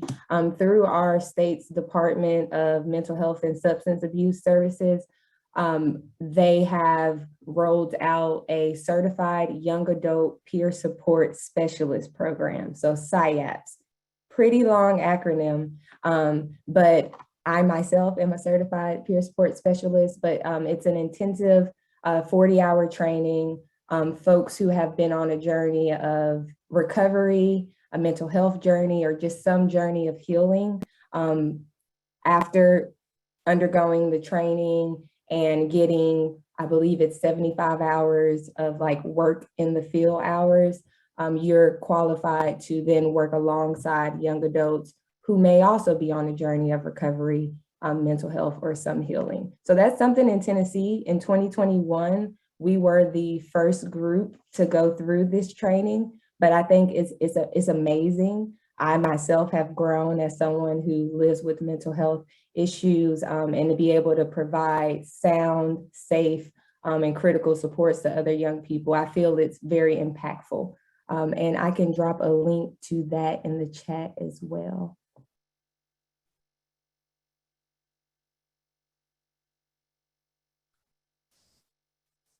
And Rashaun, I have a colleague from Milwaukee, hi Melanie, who just posted some information in the chat about the peer support sort of work done in our community as well. So just to lift that up. Perfect, perfect. And then this is not necessarily a peer-to-peer, but I just dropped a link in here. It's called MindRight, and we've sent about 200 young people to this service and have tested it out. And we've seen some 10-week retention, 73% response rate. And this service provides a young person with 2 hours of mental health coaches, two coaches that are kind of like college age or graduate school age to a young person who is in middle high school. And it's 2 hours of just mental health coaching every single day. And so far it's starting to gain some like more than just a little bit of traction. The insurance companies are even starting to reimburse for this type of service. So I would definitely check it out. Our young people that we sent there found it useful, and the average kind of engagement is about 10 weeks. Thank you for that, Sixto. It's a good question that someone posed. For folks who want to get active in this work, what pushback should they expect when trying to persuade foster care programs to adopt healing approaches or trauma-informed approaches? I think some of the biggest pushback we've seen is that some of the activities won't align to the line item budget that the programs are responsible for. And especially if it's a federally funded contract that you're getting federal funds for, or you have to account for things in a very hour-based way. Literally the structure of the system makes it difficult for people to want to do the work. So they have to do it in addition to. I hate to be very technical, but that's like one of the biggest things that we see. No, Sixto, you took the words right out of my mouth. Funding is such a barrier, especially when these systems are dependent on state and federal funding. We need to find ways to diversify funding streams so that there's some private streams as well, so that there is some wiggle room for extra training. I think that's often the issue is there is not enough budgeted, there's not enough money coming publicly to provide the amount of training that folks need on every level of a system to be trauma informed. So anyone out there who has their eyes on or has some power in some financial corners of this whole deal, keep that in mind, that that's a barrier that comes up, I would say, daily at the level where I am. Yeah, literally federal contracts are funded in such a way where you have to record hour by hour the activity. So if it falls, some of the healing activity, conversations, work, education falls outside that contract, then you have to fund that elsewhere.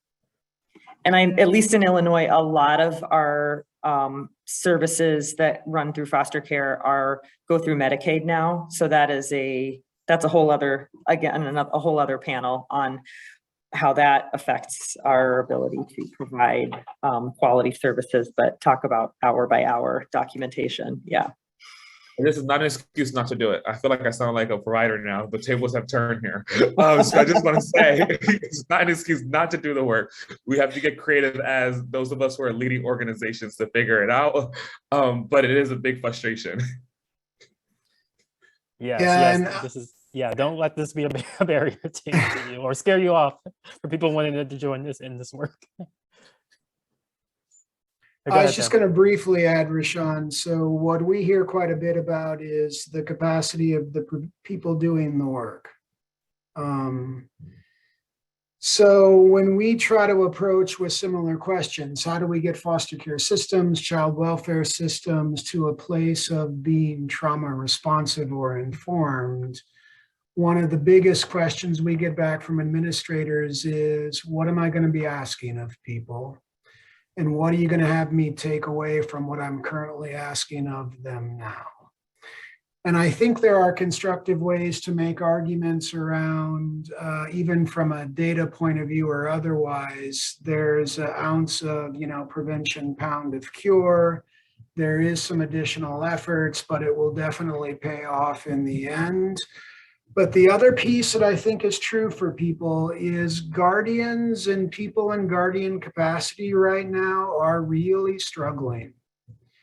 Whether it's high caseloads, whether it's sort of other mental health related issues, whether it's sort of, more intense demands from folks being served.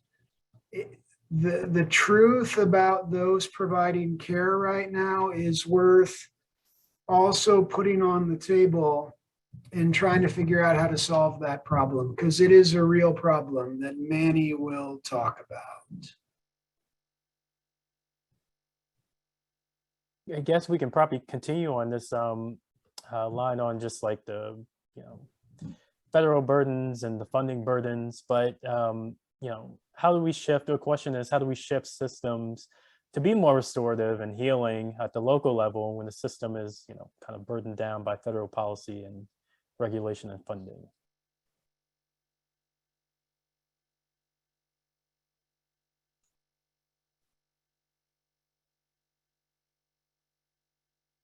I get some more money for that capacity building and training first, right?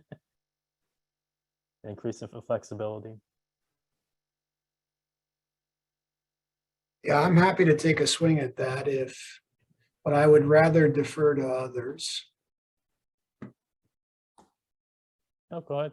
Yeah, go ahead. I think one of the opportunities in the past couple of years, many have referenced this, is the appreciation and understanding of overwhelming stress and trauma is probably at its apex. For all sorts of obvious reasons. So I think, and again, this is a plug to CTIP, there's a unique opportunity to leverage the upside of that, because there's so much downside of that, to say, how do we as a community become resilient? How do we sort of solve and sort of address these problems at the community level? We would love to have communities get to the place where they're so healthy, these systems either don't exist, or honestly, the need for them is scaled way, way back. And I think, again, we've got a once and maybe a lifetime opportunity to leverage the experience that we've all been through and say, let's address this problem in a real, forthright, and fundamental way. That would be pretty cool.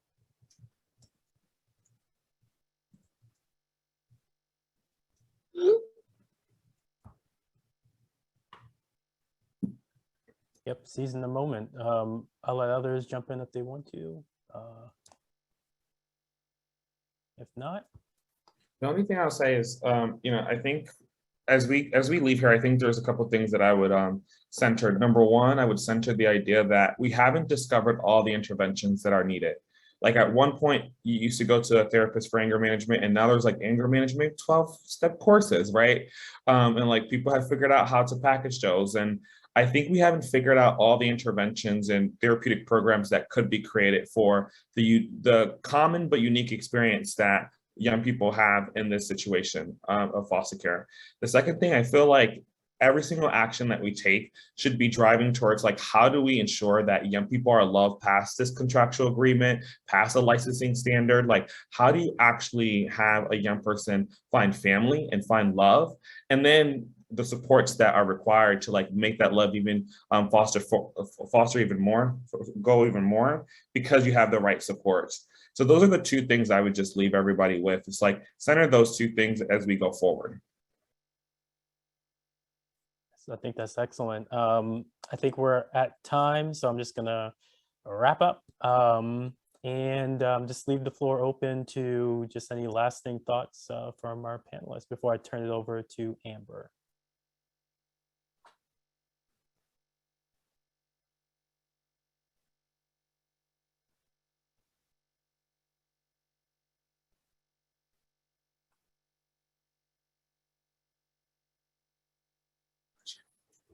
All right.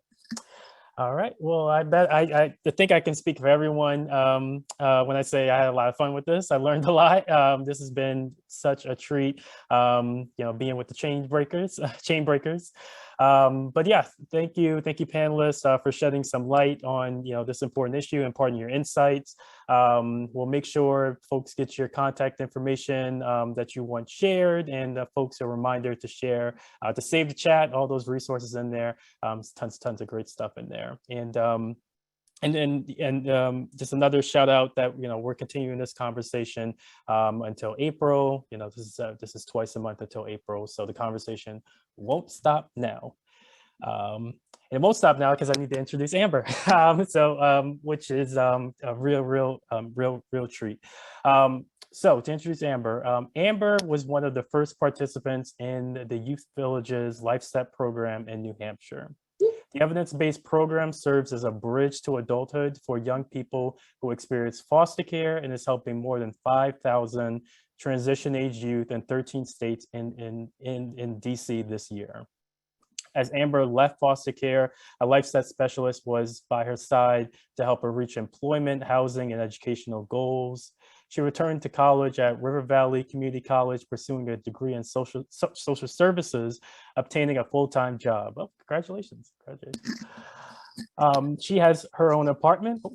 A own apartment and manages her health needs. Amber works as a youth peer support specialist and at Youth Move New Hampshire, where she uses her lived experience in child welfare to advocate for other young people so that they have the choice and voice in their wellness and future planning. This is goals. All right, without further ado, Amber, the floor is yours. Thank you. So my name is Amber Goodrich and I'm 23 years old and I'm from New Hampshire. I was born in Weymouth, Massachusetts as the youngest child of 3. I lost my father at a very young age, leaving me with my mother who battled with addiction and untreated traumas, which created many mental health problems and left her incapable of caring for herself or her children. I was placed in foster care when I was 11 years old, and I was moved around frequently with any possible forever home returning me like I was a broken product they got from the store. As I grew older and got harder to place, I was eventually put in a residential facility for 3 years until I aged out of foster care. During my time in residential, I lived with 13 other girls, where there was 1 staff member for every 4 girls, meaning we always had eyes on us. We would have to ask to use the bathroom and we would have planned outside time. We were restricted to timed phone calls and had limited access to the internet. And we had a schedule made for us. And every single thing we did had a time limit attached. I had no control and limited real life opportunities to learn from. When I aged out of care, I transitioned into college life where there was no one watching, no schedules, and no one I needed permission from. For the first time in my entire life, I could decide for myself, and I decided very wrong. I was unprepared for adulthood due to a lack of normalcy, independence, and consistency. While academically capable of going to college, I struggled to maintain balance between friends and responsibilities. I depended on my friends for the emotional support and guidance most young people get from their families. I felt like I was a part of something when I partied with my friends, and I overattached myself because I didn't have anyone else. In 2 months, I partied and I drank enough to fail out of my classes and be asked to leave school. When I left college, I strongly believed that I would not be able to return or overall succeed in life, and that I would be stuck in a cycle of chaos and failure. And I accepted this for almost 2 years before I hit absolute rock bottom. I was homeless, living out of my car and staying with friends. I knew I wanted better for my life, but I didn't know how to get there. One day I reached out to my aftercare worker, Tracy Smiley, and she not only provided me with information for services regarding housing, food security, and aftercare programs and college scholarships, but most importantly, she gave me the reassurance that I too could be successful and happy regardless of my past. She had hope for me when I did not have it for myself. I was able to get a job and get back on my feet. I was able to get my own apartment, giving me some stability and security to think about my future. While I was stable, I wanted consistency and still lacked the confidence to want more for myself. I didn't see my potential, and that's where LifeSet, a program of youth villages, came in for me. LifeSet eased me into the waters of being comfortable with my independence, being able to recover from minor setbacks and maintain my stability. LifeSet guided me to consistency with normalcy and independence by exploring my natural supports and resources in my community. It helped me with accountability for myself to manage things like applying for college scholarships and job applications, and I was able to get a job at NFI North, where I once was in residential program at. I work with youth potentially facing the same challenges I once did and help them find their voice to advocate for themselves. I was able to get back into college, now working on my social services degree, and I'm in my 3rd semester in hopes that one day that I can make the same impact in others' lives. Most importantly, I have gained consistency in my life, and I have gained stability and now my own hope for my future.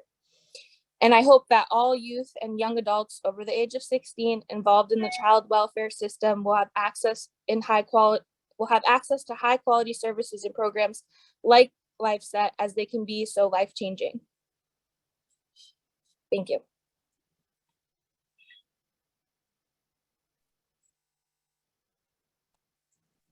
Oh, yeah, Amber, that was extraordinary. Thank you so much. Thank you. That was amazing, and congratulations. like you did it. You did it. Oh, I'm looking at Karen. Okay, Karen, you're back. So I guess you're taking it from here. Just for a minute, and I want to also thank Amber for your clear message about how, you know, our focus, our charge needs to be partnering with people like you in your journey and making sure that you have hope and there is no messages about being broken, and that you have what you need. So, and thank you so much for sharing that very poignant and inspirational and clarifying message that really brought us home today. Thank you. And congratulations on all you've accomplished.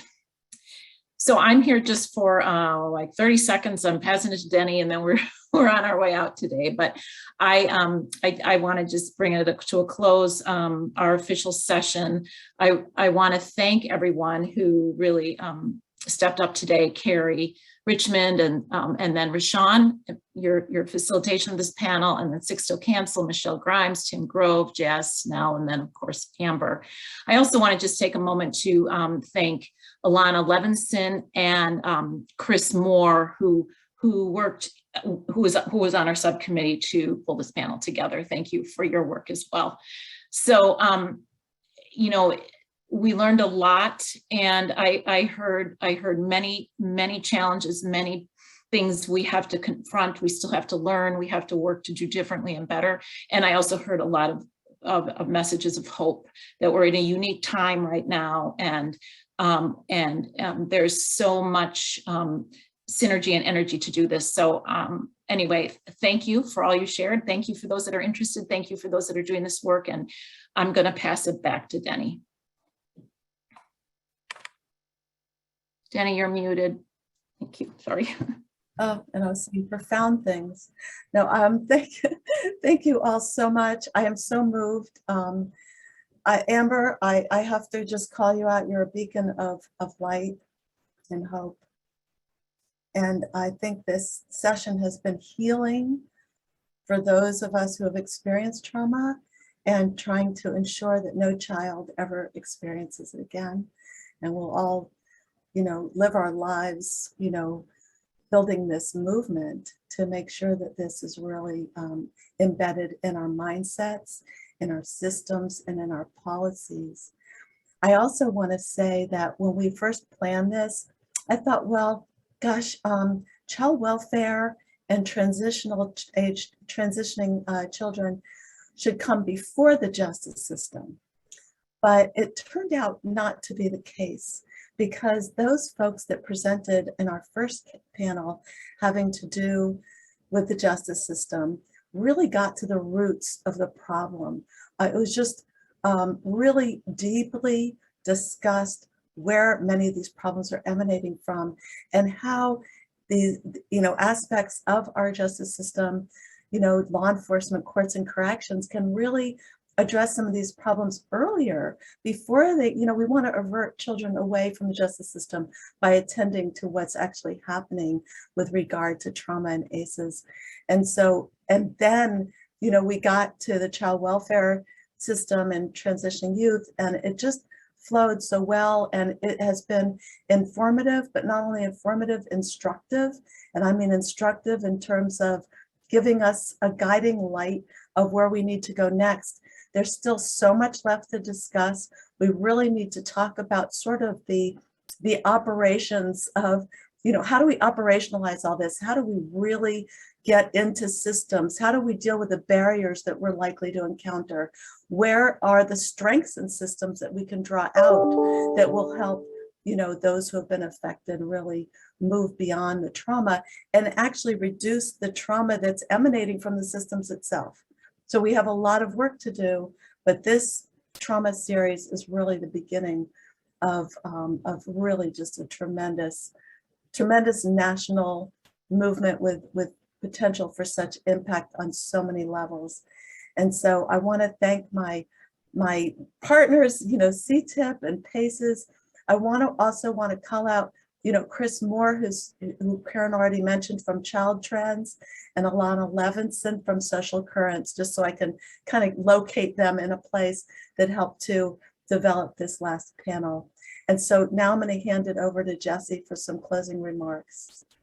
Thank you, Denny. And before I do, Alana, I was actually going to highlight your comment in the chat very quickly. And so in thanks for all you've done with others to help put together this panel, I'm curious if you would like to just speak to the need to get to the root causes to break these cycles in the first place before I close out with some final remarks.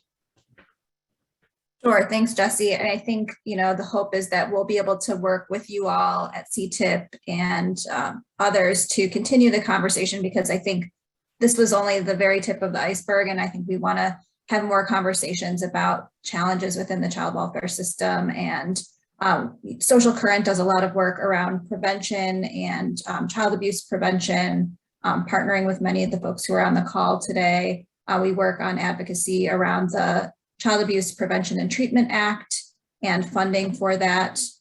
So, we welcome other folks to join us in that. We'll be able to share resources and information, but just to share that, there's much more to the conversation, and we really want to go deeper into root causes so that we don't have a need for these systems, that we really are getting to families earlier and parents who have experienced their own trauma to help support families and keep them together when possible. Thank you.